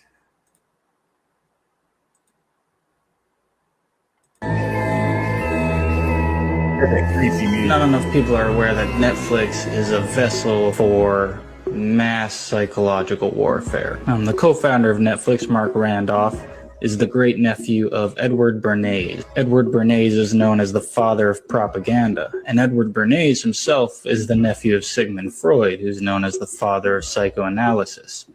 So Bernays took his understanding of Freudian psychology and applied it to mass communication and manipulation of the collective unconscious. He worked for both the CIA and the military in the realm of psychological operations. And in 1928, Bernays wrote a book titled Propaganda. 5 years prior, he wrote a book titled Crystallizing Public Opinion. The cherry on top, though, is Bernays' involvement with the Vatican. Cardinal Francis Spellman, the Archbishop of New York, sent Bernays to the Vatican to learn and study the Jesuits' methods of mental programming. This visit took place in 1957. The same year, the papal bull Miranda Porcis was issued, which publicly commands all Roman Catholics to seize as much control of media as possible, whether that be through television, movies, or news outlets. For a little more context on Jesuit involvement in programming through entertainment, the Hollywood Production Code was written by Jesuit priest Daniel Lord S.J., and the Jesuits have been producing theatrical work since the time of their inception, and even helped write the works of Shakespeare through Sir Toby Matthew, who was a close friend of Francis Bacon and the Rosicrucians. So we know these guys have an affinity for programming through media. Ignoring the connection between their founder and the father of propaganda, Edward Bernays, let's examine Netflix a little further. The wife of Mark Randolph and the former CEO of Netflix was Jesuit trained at 2 different private Jesuit institutions. Other Netflix executives are also Jesuit indoctrinated, while others like Suzanne Rice and Logan Jackson are Rhodes Scholars. The Cecil Rhodes Scholarship Program is to funnel the brightest young minds to Oxford and indoctrinate them into globalist alliance. It was stated by Cecil Rhodes at the time of his death in his will that he wanted to create a secret society that was modeled after the Jesuit order. Jesus Christ. Yeah. That's why they used to give you a Rhodes Scholarship. Yeah. Oh, this is kind of creepy. This is at the European Union Parliament. They have this display. I don't know what you could figure out from this. Oh, hey, it's Moloch. You look at the box. It's got like a little family in it. Yeah. Si lahko pogledamo neko degenerično umetnost, neke reptile, ki držijo v rokah družino. Fred Evropskega parlamenta.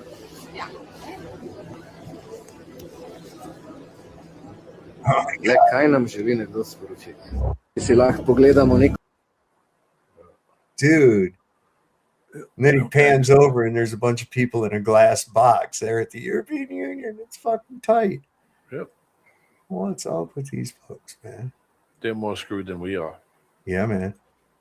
Let's see. They're way deep. Europe is way deeper than we've been. I mean, we fought it off a little bit. We're way behind compared to the shit in Europe. That's way over. You think this place is expensive? Go to Europe. My friend told me, he said he was in Germany. He was in a couple of places. Germany, Prague was the other place he was in. He said, holy shit, everything here is expensive. Everything. He said, no shit. Well, wonder why a lot of people don't own cars there. It's freaking trying to park the thing anywhere. Right. It's insane. He said the price of everything, the price of fuel, the price of the gas, the price of the insurance, you're paying all kinds of crap. He said everything here is crazy expensive. He loved the people in the neighborhoods and the, like I said, nicest people you ever met, kindest people you ever met. He said, way too expensive. Made California look cheap. Yeah. So I've been wondering where Cleo went. Miss Cleo? Miss Cleo. I think I found her. She's Call talking me now. About the 7 seals. I was talking about this earlier. This makes sense. Listen. We have the 7 seals, and I believe the first seal was opened in 2020 because the white horse was given 2 things, a crown and a poisonous dart. What's a crown? Corona. The second seal is war. And right now, as we're speaking, there's war in over 50 countries. The third seal is hyperinflation, a measure of wheat for a day's wages. Hyperinflation. It's going to get so bad that you're going to have to get money from the government. The fourth seal is death and hell. People died from 2020 and they went to hell because many people did not know. The fifth seal is saints at the throne of grace. Many died and went to hell. Many died and went to heaven. So they say they were saints at the throne of grace. And the sixth seal, I always say that the sixth seal is the elites building bunkers and hiding in them. Because it says that, they were going to hide under the rocks from the Lamb. They're going to build bunkers and try to hide from Jesus, but the Lord, the earth himself, the earth will probably squeeze them in itself, So the 7 seals are judgments, the things the devil does. The trumpets is more of, the 7 trumpets is more of, natural disasters. And then we come about the 7 thunders. The Lord says, hide it. So we don't know what happens after the 7 thunders. And then, of course, we have other judgments of the witnesses and all that stuff that's going to take place. And then in this, all the time when this is going on, the beast system is being prepared. The beast system is not just going to happen one morning. They've been working on this for a while. A while? How about 20 generations? They've been trying this shit That's why they brought all this digital garbage in the first place, because they realized people would get addicted to it. I mean, it's so addictive that they actually have special places for people in Japan to go. That people are addicted to the telephone. They can't stop staring at it, to the point where it's like their families are leaving and they're, I'm not crapping you. They have literal places where people don't even have a house anymore. They live in like an internet cafe where you just, you can just, you're like living in a cubicle. It's like 6 feet by 6 feet. I'm not kidding you. That's how bad it is. People got to realize that shit, you don't need it. It's cool to have, but what good is it really doing you? I mean, besides, it's designed to harm you. Exactly. Yeah, Well, that's the whole thing. I know, but it always starts off with good intent. Always at the beginning, but there has to be that to get you into it. Right. Because if it sucked right off the bat, you wouldn't want it. Right. Public safety and all that shit Yeah. too. Then listen, this is all going to be fucked up. And they tried to show how cool it was, like in movies, where you just wave your hand and the lights turn on. Go in and say lights. The clapper. Medium. The clapper. Yeah. I go in there and say lights, medium, temperature 72. And the thing blinks and whatever, and then it clap on. Oh, look, the future's so cool. No, the future blows ass. Yeah. Okay. You'll see what all it is a bunch of people trying to fucking scam you online, hack your account, do all kinds of fucking shit to you. Just fuck this shit. You know what I mean? I'm about tired of this goddamn digital shit already. Yep. Anyway, here's that senator that thinks it's a good idea to say dumb shit. I don't know about you, but I hate when a motherfucker plays dumb in my face. Affordability? What are you talking about? Well, affordability is the big... I'm going to go there tomorrow. Over the 4th. I'm going to get me a couple of lobster tails. I'm going to get me some nice ribeyes. I'm okay with the increase in fuel, because you knew it was going to happen with oil and the Strait and everything. But you think 60% of Americans who are living paycheck to paycheck can afford lobster tails and ribeyes and all of that? Maybe not. Maybe the 60% of America don't work as hard as I do either. I mean, I don't know. That was Republican Representative Troy Nails from Texas's 22nd district. I want to be really clear about this. Taxpayers pay for his $174,000 a year salary. Taxpayers also subsidize his health insurance, because the federal government subsidizes 72% of every congressperson's health insurance. Also, he's been in his position for 5 years, which means he is now vested for a taxpayer-paid pension for life when he retires. He's also eligible for life insurance that's also subsidized by taxpayers. And because he's a member of the House of Representatives, he also gets an additional $34,000 in reimbursements for housing and living expenses that we also pay. Do you know what the fuck that's called? That's called socialism. Congress people enjoy the luxuries of socialism while telling you that they work harder than you. And let's talk about that for a second, because he says that he works harder than 60% of Americans, which, by the way, are living paycheck to paycheck. But really what he's doing is embezzling money from his campaign donations that, once again, people pay for. Because an official ethics review found probable cause that Representative Troy Nails misused campaign funds. The Office of Congressional Ethics recommended a committee investigation by a vote of 6-0 and found that Nails' campaign committee made more than $25,000 in rental payments since late 2019 to an entity known as Liberty 1776 LLC, and that a review of state records shows that he was the registered agent for that company. This motherfucker was using campaign funds to pay an LLC that he owned. Republicans will literally tell you to your face that affordability is a hoax, that socialism is dangerous while they benefit from it, and tell you that they work harder than you through all of it. Maybe the 60% of America don't work as hard as I do either. I mean, I don't know. God damn, man. He's also a dirty cop, which should tell you lots. Okay? Sure. Period. They're despicable. Yep. No, Troy, you ain't getting a fucking penny from me. You can bet your fucking bottom dollar, buddy. From now till the fucking minute I quit breathing on this test ground that I was brought into, that I was selected for, you won't get a penny. Not one penny. You'll take it from the other people until they figure it out, and then they won't give you anything. That's how this system's going to crash. Right. It's not going to crash because you're creating the crash. It's going to crash when people say, F these people, we're not giving you any more money, shove it in your ass and you're 60%. That's exactly what's going to happen. And I'm not cruising for that. I'm saying everybody's gonna come to that conclusion themselves at their own time in their life. Mhm. It is gonna happen. You are gonna say, I am not giving these people any money no more. I'll find alternatives. See you later. And that's exactly what's happening.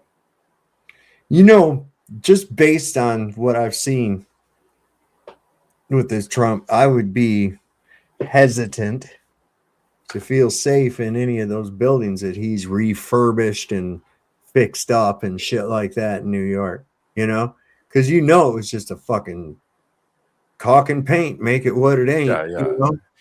They did it as cheaply as possible and took as much money as they could to do it. Well, it's like the fucking reflecting swamp that they got. Reflecting swamp. The reflecting swamp. Absolutely. This lady's got it broke down pretty good on this. I found out some interesting stuff while I was looking into the failures at the Lincoln Memorial reflecting pool. Interesting stuff. I'm obviously no expert, but I do seek out and trust expert opinions. There are coating forensics engineers actively investigating the site as we speak, the most prominent being Sika Corporation. Sika Corporation is globally respected. They're a multi-billion-dollar specialty chemical and materials company. They specialize in sealing, bonding, and reinforcing concrete. They're out of Switzerland. According to federal contract summaries and investigative reports, the Trump administration originally approached Sika Corporation to execute the 2026 polyurea liner project. However, Sika Corporation officially declined the project, explicitly deeming the aggressive timeline and perimeters unfeasible. Industry veterans from Sika Corporation, the very company trusted to rehabilitate the pool in 2012, refused to participate because they determined that it was technically unfeasible to successfully seal 2.5 miles of submerged concrete expansion joints under the rushed fast-track timeline. You see, these massive concrete slabs must constantly flex, expand, and contract. Sika actually suggested placing a metal overlay on top of the joints before coating them, but warned that as concrete naturally shifted underwater, it would disrupt the blue finish. Instead of heeding the warning, the administration bypassed standard bidding to award the non-competitive contract to a Virginia-based firm called Atlantic Industrial Coatings, using a spray-on product from Rhino Linings. To top it all off, just days after the coating was applied, a multi-ton armored motorcade, as we've all seen, was driven directly across the empty basin floor. Tim Auerhahn, a pool infrastructure expert and chairman of the Aquatic Council, warned that driving a heavy convoy over the pool introduces extreme point load weight directly on those notoriously fragile concrete joints. Ravi Kurani, the president of Standard Water Corporation, broke down the damage. He explained that driving heavy vehicles on top of a fresh commercial pool coating before it cures completely ruins the bond. When you look at the evidence, many different factors came together to create a perfect recipe for disaster. The hurried schedule meant forcing a truck bed liner product onto moving joints. The heavy motorcade broke the bond and left micro fractures in the sealants. The dark American blue color acted as a heat sink, cooking the water and triggering a massive algae bloom. And then a high concentration of hydrogen peroxide was dumped in to fight the algae, and it acted as a paint stripper. Don't take it from me. Site experts and coating forensics engineers are pointing to this exact combination of blunders as the reason for the total lack of adherence of this coating. Ranking Member Representative Robert Garcia and congressional investigators say that this is what happens when you bypass critical engineering safeguards through non-competitive contracts to hit a political deadline. Sika Corporation walking away is the ultimate proof that this timeline was impossible. We need to use our noggins, folks. Keep researching and learning every day. Yeah, right on. And didn't we say a truck liner? A what? Yeah, a truck liner. Yeah. So didn't Rhino we say? coat. Yeah, like a truck, like a pickup truck bed. Yeah. What's up, Cubby? Hey guys, What's up, man? Whoops. what's happening? Gotta get that off. Let's see. I can close. Cubby, what do you think? Truck liner? You mean in the fountain pool? Yeah. I don't know. It's not much to do about nothing as far as I am concerned, but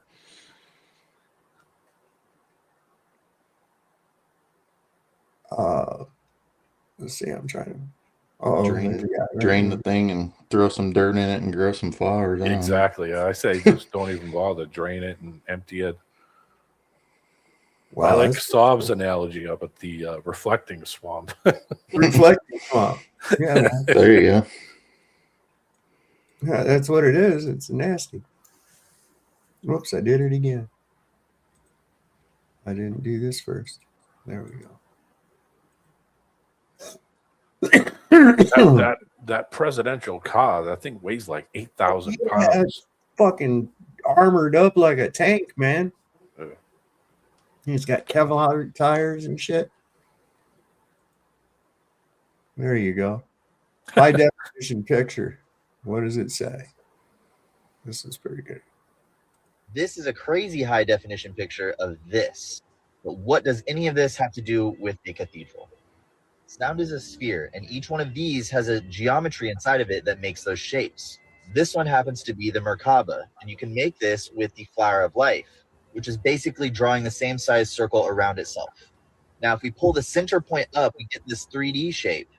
From this 3D shape, we can make all of the platonic solids. It's every solid that we see around us that gives life and reality form.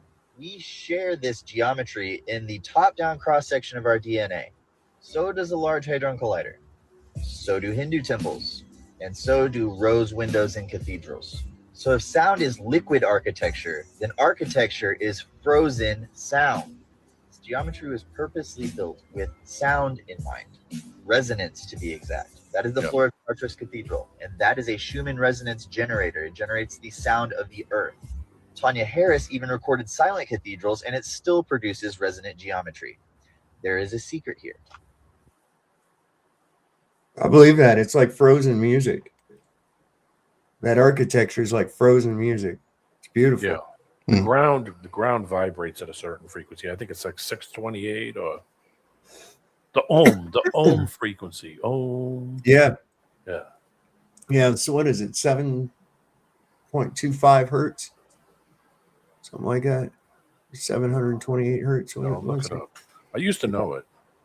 You know, when I went to the Basilica of Sacred Heart at Notre Dame a couple weekends ago, their cymatics were completely blocked out. Like they took the glass ain't there anymore. It's just I don't even know what it's almost like plywood behind it practically. But at most of these places that I go, it's all the same thing. They take out all the cymatics, and they take out that same thing with the bells. They take out all the bells, and then they place them in the yard close by. And it's like this bell was used for such. It's like no, it used to be in that tower right up there. Right. God. Here's your guy, Cubby. You like that Prisker guy? Yeah, I love him. He dropped a nuke on Trump though. Check this out. Dude, the whole family. They're pretty He's bad. as bad. His family's as bad as the Trump family, dude. Are they? Rival Easily. gang. You ever They're seen like- his brother? I mean, his sister. No, she looked like him. Exactly. Good God, he looks like a soprano. You know, or one of those guys. His brother is heavily involved with Epstein. Anyway, go ahead. Oh my God, yeah, I could believe it. I could believe it. Well, that's what I said. Rival gangs, right? Yeah. Yeah. It really is ironic that today, on the eve of the 250th anniversary of our country, a man sits in the White House who is everything that the founders feared most as they launched their experiment in democratic self-government. An uncontrollable, narcissistic, authoritarian president who acts like a king. He took a once booming economy here in this country and did everything possible to break it. At the White House, he tore down the hallowed walls of the East Wing and demolished the moral values of its West Wing. He looked at every symbol of the nation's democracy and thought, how can I make this into a gilded tribute to myself? His corruption is allowing him to do what he never achieved in his business career. He's finally making a profit.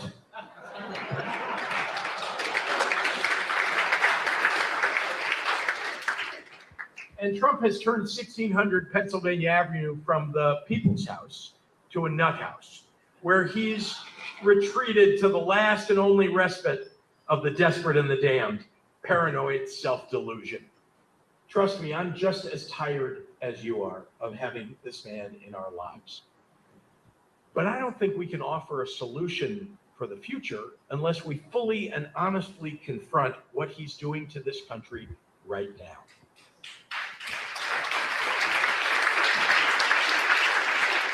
Because like it or not, Donald Trump is a reflecting pool of our politics. You can paint the bottom blue, but it won't conceal the polluted water above.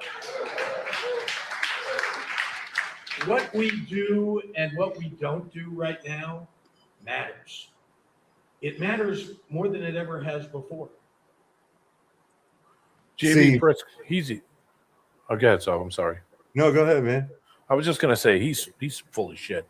First off, you didn't hear him say anything about the people ahead of Trump doing anything bad. Of course, you would never hear a word because it's his party.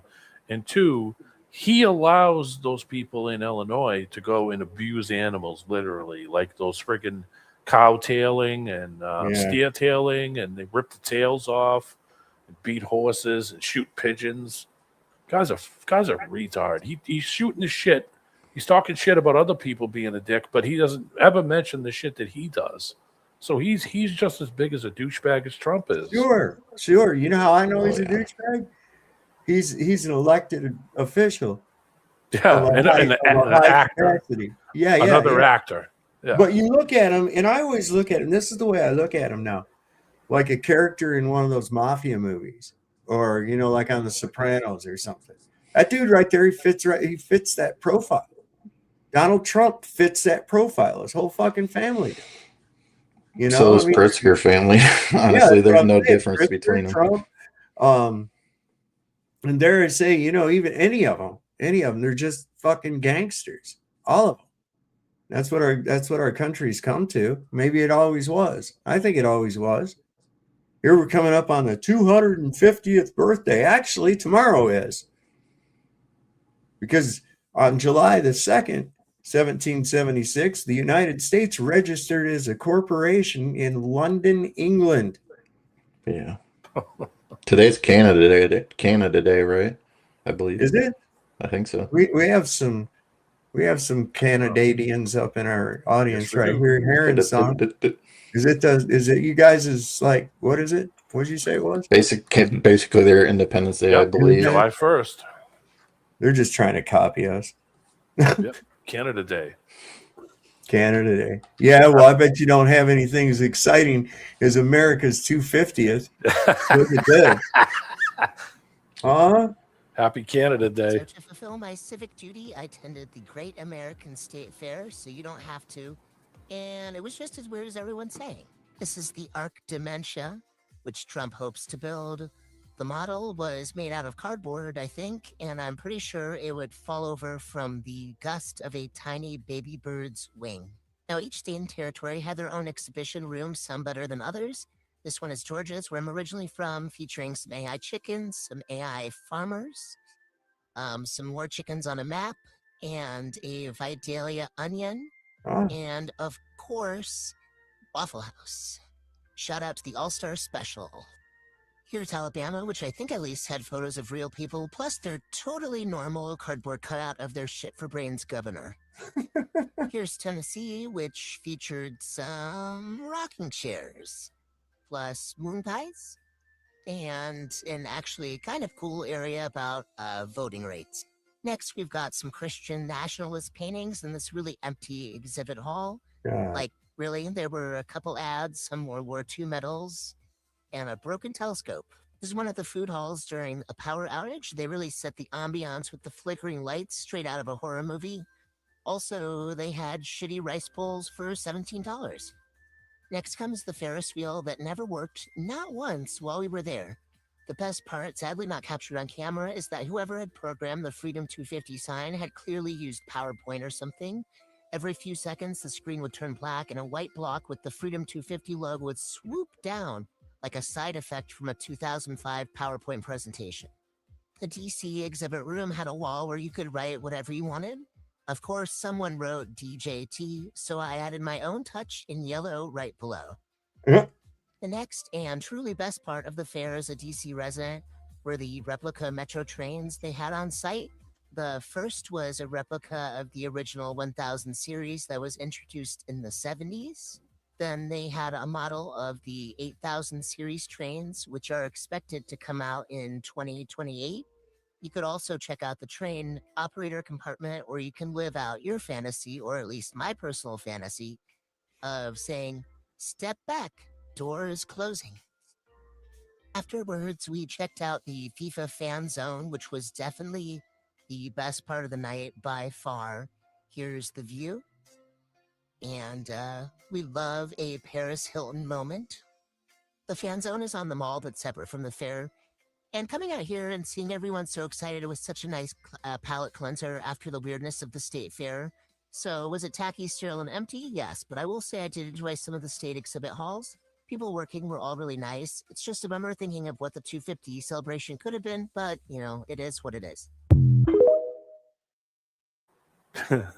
Can I say something? I was just literally thinking to myself, boy, this would be a great time for Snowman Man on the Street.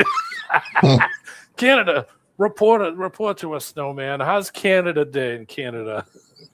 Yeah, it's pretty busy. It's hard to get back to you, D-Man. There's a lot of noise out here right now. It's daytime where I am in Huntsville, Ontario, apparently. It looks like the sun's out. Daytime. Well, it just looks that way. Yeah, I don't even know what Canada Day is all about. Like, I guess it celebrates our succession from England, but yeah. I don't know. But like, really, you didn't succeed from England because No, you still got that old bitch's face on your money, right? Yeah, they didn't even change it to the king yet. No. Well, Well, I don't don't want to worry. get too hasty. He might not last long. Don't worry. They'll change it to good old sausage fingers. It was the first successful drill for maple syrup. Look well, back. you guys got syrup down there, don't you? Yeah, Oh, yeah. not here, but up north. Yeah. Oh, I see.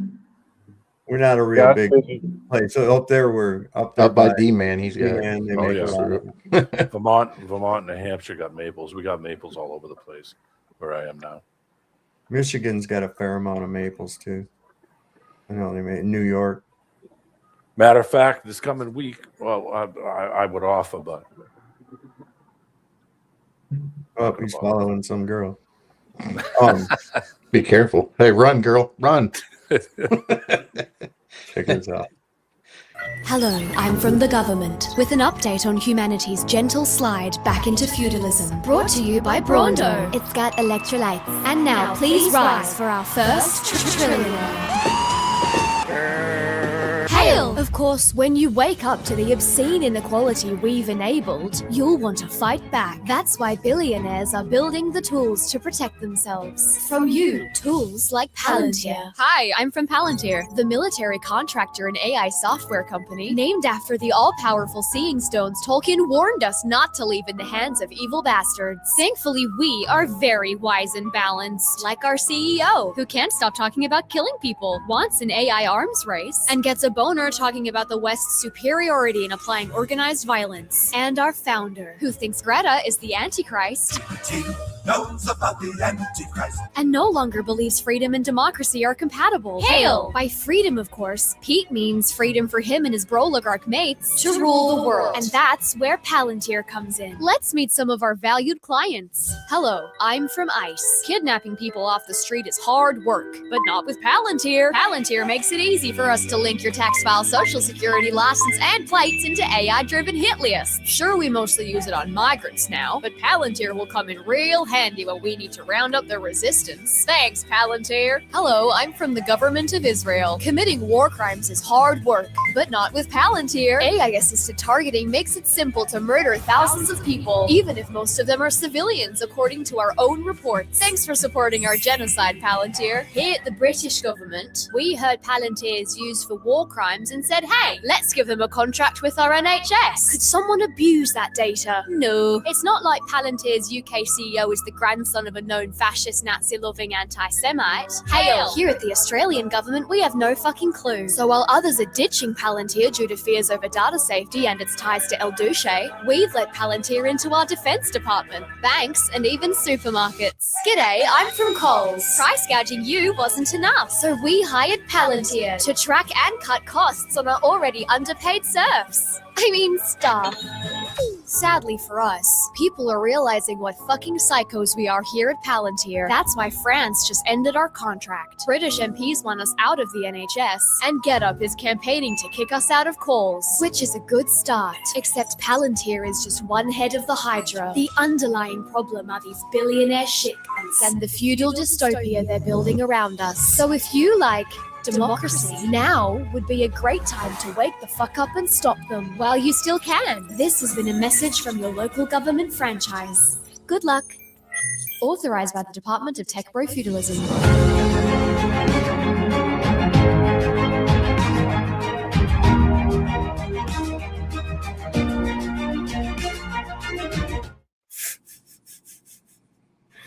Truth in advertising, right?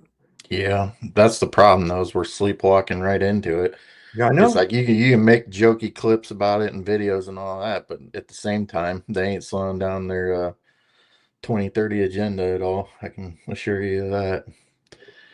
And all we get is disclosures and fake hearings and everything else, while they just slowly boil the pot. Yeah, turning up the temperature a little bit by little bit by little bit. But they're turning it up too quick. People have noticed. They started running out of time. But that's what I mean. I mean, yeah, we're noticing, but we need to start actually putting noticing into action. Oh, there's people going around chopping those fucking poles down all over the place. Oh, that's a start. Yeah. Yeah, all over the place. There's people talking about different ways to disable them without being detected and shit. The guy selling hats that make it so that the infrared can't see your face. With Palantir, it's much easier to find the vulnerable ones to pick up, as she so elegantly pointed out. And then I'm standing out here watching all these people, and I know which country they're from. And they're walking by, and it's lucky the audio wasn't on for that video, because it would have been embarrassing. Not really, though. Not really. I would have just smiled. Why are you always outside, man? I don't know. It's safer that way. All right. That was the opposite way around it. I feel safer already. Safer for who? Hey, there's a cop behind you. Oh my God. Good eye. Oh, damn it. It was because of my political views. But what I was going to say about the thing is what Cubby hints to once in a while with the computer aspect of it is if they know this stuff exists, they have providers. It's not just in the cloud. They know about it. So in theory, there shouldn't be any more fucking crime. They they should really be able to really nail down people that are doing bad things, and not that prison or death penalty even is maybe the right way. I don't know. I'm not God. Right. But there shouldn't be crime anymore. Like, with all the electronic stuff, so the phone company, it's all personal. There's never going to be no crime. Okay. Yeah, there'll always be some sort of crime. There's always going to be something. Okay. But we also have to narrow down the scope of what's really a crime. Okay. And a crime is defined as having left a victim. In other words, loss, injury, or harm. Okay. And if there isn't any, then there's no crime. But we've got tons of people fucking locked away for not doing a crime, for breaking a policy, a violation of policy or some shit like that. That's just feelings. Yes, feelings. The problem is the criminals are the ones that are defining what a crime is, and that's for us, not them. They can care less. Yep, bingo. Yeah. just like every cop's a criminal and all the sinners are saints. Yeah. Right? Here's Dr. Oz at the event today. And it's because there's tons of people here. It's a huge space, and it's just going to get more and more crowded as the week goes on. We not only do we have a lot of people here, we have people that you want to have here, like Stacey Garrity. That woman's going to be next governor of Pennsylvania. There right we there. go. Yep, look at her, that beautiful red. And it's because there's tons of people here. Like So anybody, many. you know, you're celebrating America's 250, and all you're doing is having goddamn political rallies. You know, people ain't wanting to go see a political fucking rally.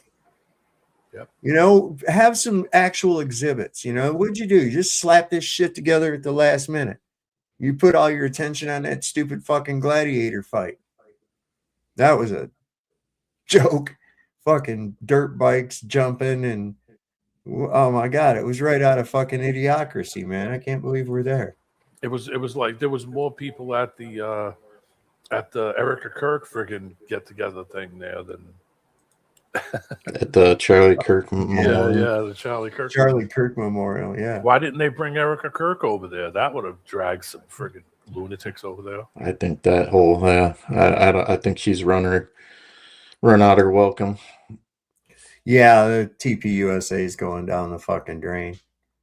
It's not turning out the way that they was wanting to do. They were going to use it as a huge Zionism push to get all these young Christians and get them into Christian Zionism and shit and get that support. But that, along with other events, has kind of changed everyone's view on Israel and those people. Nobody wants anything to fucking do with them. You know, well, our politicians do, of course, because they get paid, see. But you and me and nobody else out here says, hey, you know what? I think it'd be a good idea to have Jews in charge of every fucking thing. That's a great idea. What? Oh, it isn't? You kidding me? Why is the sky blue, Daddy?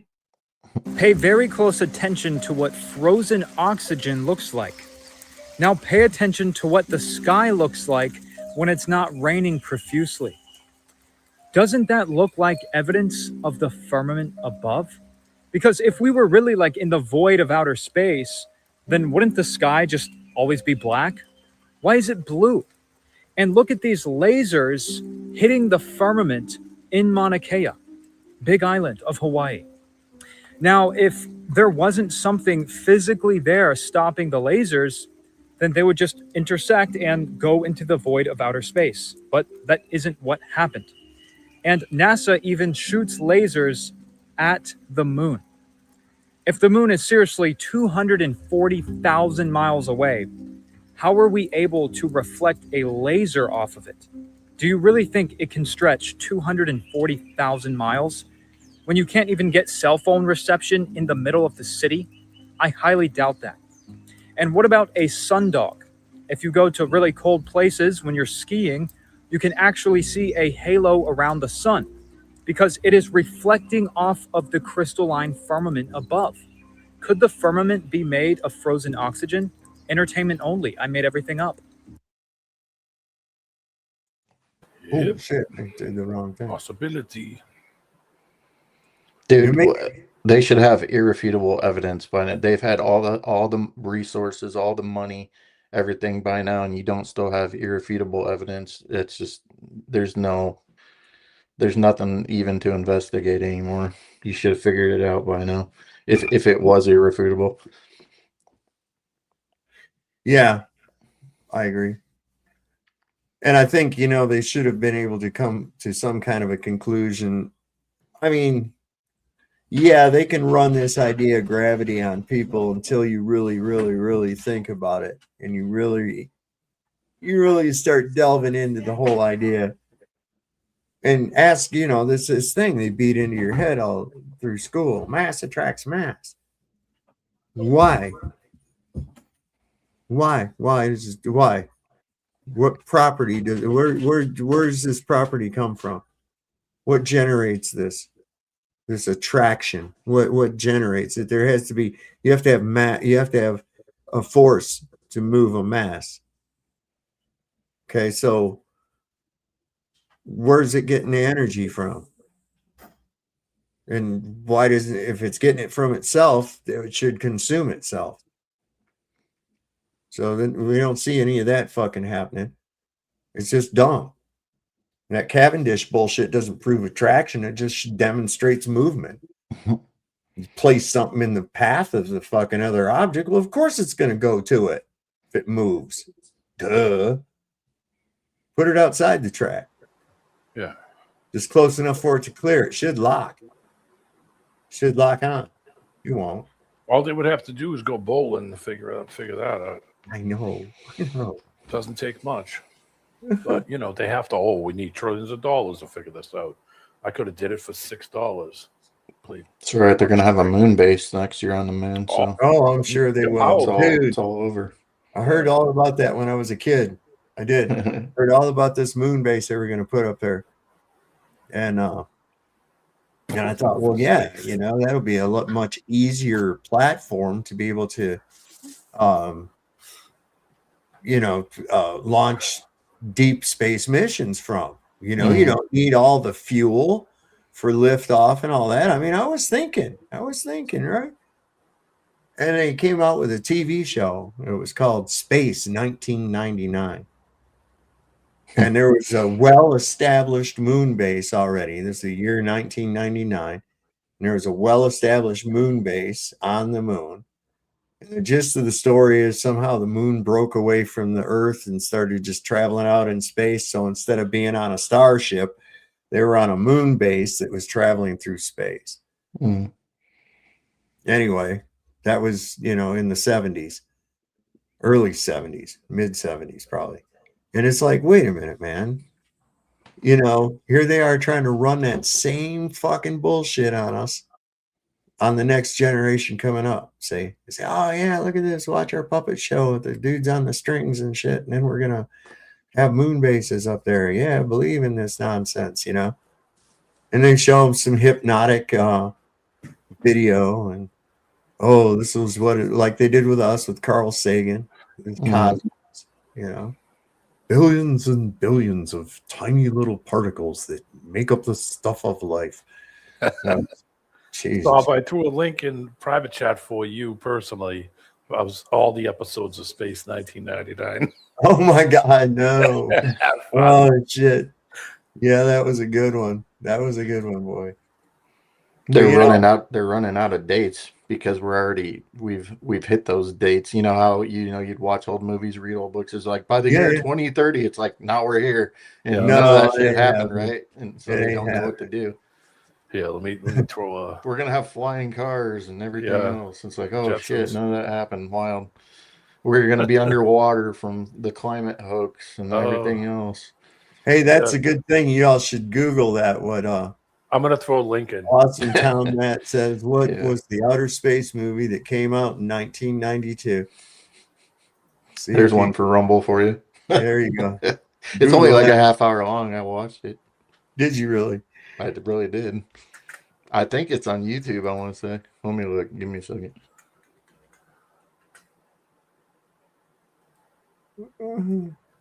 No, they can't move the goalposts. They can never get around the physical impossibilities regarding fluid dynamics. That's just all there is to it. They can scream gravity all they want to, but there ain't no such fucking thing, and they can't prove it. So, and even then, if there was such a thing as gravity, you have no evidence or proof of it having any effect on gas behavior. There ain't a single gas law has G in the fucking formula. Not one. Yep. So, I told you they have to magically jump into fantasy land. So they have to add more layers of fantasy all the time to this for you to keep these crazies to keep these crazies imagination going that this is something real. In reality, it doesn't affect them in any way except in their fantasy land in their mind. Yeah. Yeah, it's on YouTube. It's 24 minutes long. Throw a link in private chat for me. I want to check it out. Oh, I guess so. All right. Moon landing hoax. Moon landing is a low IQ hoax for kids. The moon landing is a low IQ hoax for kids. I'll show you. All right, let's go over the obvious thing that the moon landing in 1969 is a stupid fake hoax, and I can't believe I have to explain this to adults. This thing landed on the moon. No blast crater from this giant rocket. There's no dust, no nothing. You see this right here? This is all just paper. And this is gold tinfoil. These appear to be curtain rods. The moon casts light, and there's no light being cast from under. Deeply stupid this part is here. This is all just paper hastily and recklessly wrapped around whatever the hell that's supposed to be. None of this would be able to withstand the harshness of space. This is just gold tape right here. Is that a thruster? Where's the fuel? You got 3 guys in huge suits and a buggy in here. You saw what it requires to take off from Earth. How in God's name did they take off from the moon and make it back to Earth in this? I'm surprised they haven't scrubbed this picture from the internet. It's too stupid. It's too easy to debunk. And if you think that this thing went to the moon and then took off, I've got bad news for you. You've been brainwashed. It looks like soldered together fucking sheet metal. Some of that, like it was just soldered together. Piss poor welds if there was any involved. Yeah, I don't even, yeah. Not even sure of that. It looks like one of those things you fold up and put in your window to keep the sun from hitting. Oh, what else I got? Oh, did you see those guys that went up to the top of the Empire State Building? Yeah, I saw something about it. I didn't really look into it. They were holding a banner that said, "When the power of love beats the love of power, the world knows peace." And then later on, I guess, the guy got down. It was a guy and a girl, and he proposed to her, it looked like, on top of the thing while news helicopters were filming it and shit. Now, how the fuck they get up there? This is a distraction. Watch.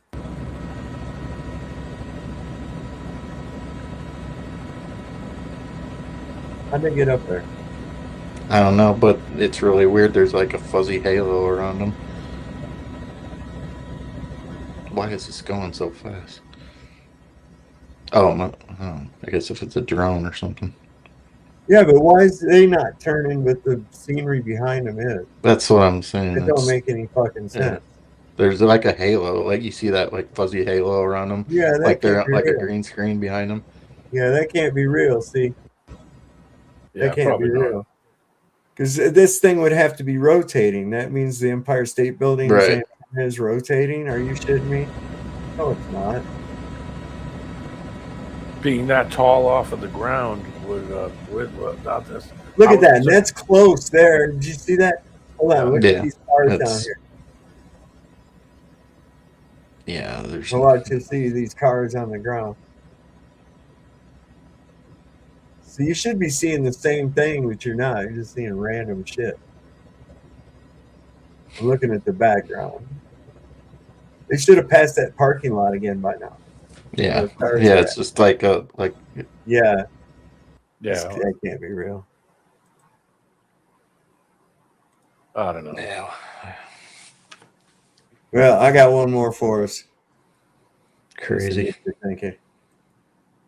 Then I got to get off here. I got to work tomorrow. I don't know unless they call it off. There's a heat advisory tomorrow. I was about to ask you guys getting that heat. It's been hotter than freaking. Yeah, boy. It was right now. bad It's today, in bro. the 90s now. Yeah. It's nighttime. Yeah, it was 100. Yeah.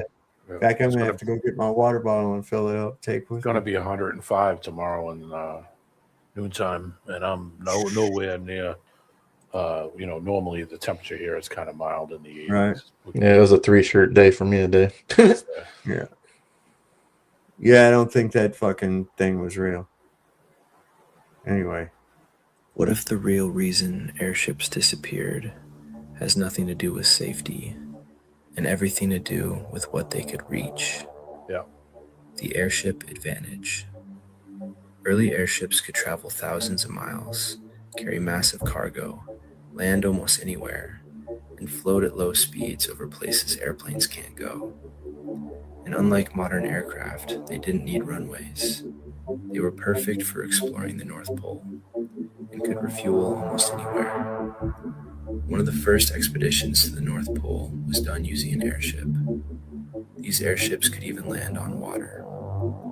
This is just for entertainment purposes and is not to be taken as fact or actual reporting. The North Pole problem. But here's the strange part. Right when airships became powerful enough to reach the true North Pole easily, every major nation suddenly signed treaties limiting travel there. No fly zones, no expeditions. Almost like they didn't want people seeing what's actually there. Other civilizations, ice wall. Were airships getting too close to whatever lies beyond the ice? Ancient civilizations, a hidden landmass, something our maps used to show until the maps mysteriously changed. After flying became commercialized and restricted, something classified for the elite. Whereas before, during the airship's time, people had free and easy travel, allowing for exploration and mapping done by the common man. The Hindenburg explanation. And yes, people bring up the Hindenburg, but it used hydrogen, not helium, because of a shortage. A shortage that conveniently forced them into using a flammable gas. And one disaster was enough to kill an entire technology. Sabotage, regression. Since airships vanished, we've actually lost capabilities. The giants of the past were more advanced than today's blimps, almost like we regressed instead of advancing. It makes you think who is writing our history books, and how could we possibly fact check them? So the question is, did they stop airships or stop us from reaching something? Again, this is all just entertainment, but the timing is suspicious. Well, they still had engines on them. I mean, they still had fuel-powered engines so that it could propel, naturally push it forward. I think they had them with electric engines. I think they recharged in the atmosphere. Yeah, maybe from the sun. Yeah, I tend to agree with that. Photovoltaic. You know that there's people have gone and left here, probably using airships. Well, left the kiddie circle that we're in. Right. Okay. I mean, I think that there's more beyond. I do, I mean, maybe not a great deal, but there's enough. Yeah. And maybe, I don't know, man. There was a bird, the footage they showed flying. They found lakes that were of a temperate nature. There was actually, they went swimming in it. That the water was warm enough to go swimming in. So I don't know, man. And then, well, it's geothermal and shit. Yeah, okay, well, that may be a benefit to people that inhabit that area. You know what I'm saying? If you've got the warmth, you could do all right. And isn't one of those areas called Tierra del Fuego, the land of fire? So you look on the Urbano Monte map. Yeah, man. There's a big area called the Tierra del Fuego. And then they show up their critters down there, and Vlad's been showing parts of just pulling apart the Monte map for 2 months now. Yeah, he goes into it. Yeah. I never see when his shit goes live or nothing, man. I didn't even know yours. I didn't even know you went on early, and I had to look it up. Yeah, sometimes it doesn't show it for me either. Santero knows Italian, and him and Santero sat for like almost 3 hours one night, so that he was showing stuff on video, and Santero was translating it off the map. Cool. Well, I'm gonna have to get off here. Got to get up in the morning. Good to see you, man. I want to thank you guys for coming on up, and thank you again, Tamara Chevelle, who has I guess sold some more calendars. Good. And the 13-month calendars, which are really, really cool. You've got we've got some informative things regarding some of the old architecture. I don't know if you can see that or not. There you go, yeah. Things like that. And it's got the actual date in the corner with the 13-month date. to coincide with it. But if we went back to that system, shit, you could just use the same calendar over and over, just have like dry erase. You know what I'm saying? Yeah. Write shit on it. But I don't know anymore. Everybody's with these goddamn digital calendars. I don't think people really use paper calendars a whole lot. I do. I do too, because I like to write notes and shit in them. These Yeah. electronic fucking things drive me nuts. Yeah, I still use Post-it notes a lot too. So piss on them. The Those old things- ways. Place. Yeah, I can't. What time did you come on? 8:30. Oh, your time. Okay. Yeah. 8:30 my Listen, time. It's good to see you guys. Solve. Right on, everybody. Thanks, Everybody y'all, in the for chat. coming up. Have a safe day tomorrow. It's going to be hot. Be safe. That's right. And don't forget, tomorrow's the true birthday of America. Yes, it is. Or the United States, rather. Registered make a as a cake. corporation in London, England on July the 2nd, 1776. Why Great would we experiment. have to register in a country that we freed ourselves Right. from? We had to ask permission to free ourselves. The great experiment. That's what it is. That's what we're noticing. Oh, so the noticing continues. Yeah. So, as we like to always say, don't forget, Lord loves a working man. Don't never, ever, ever trust Whitey. See your doctor and get rid of him because he'll probably kill you. And it's better to shit in the sink than it is to sink in the shit. We'll see you next time on Sovereign Soul Unchained Mind. Good night.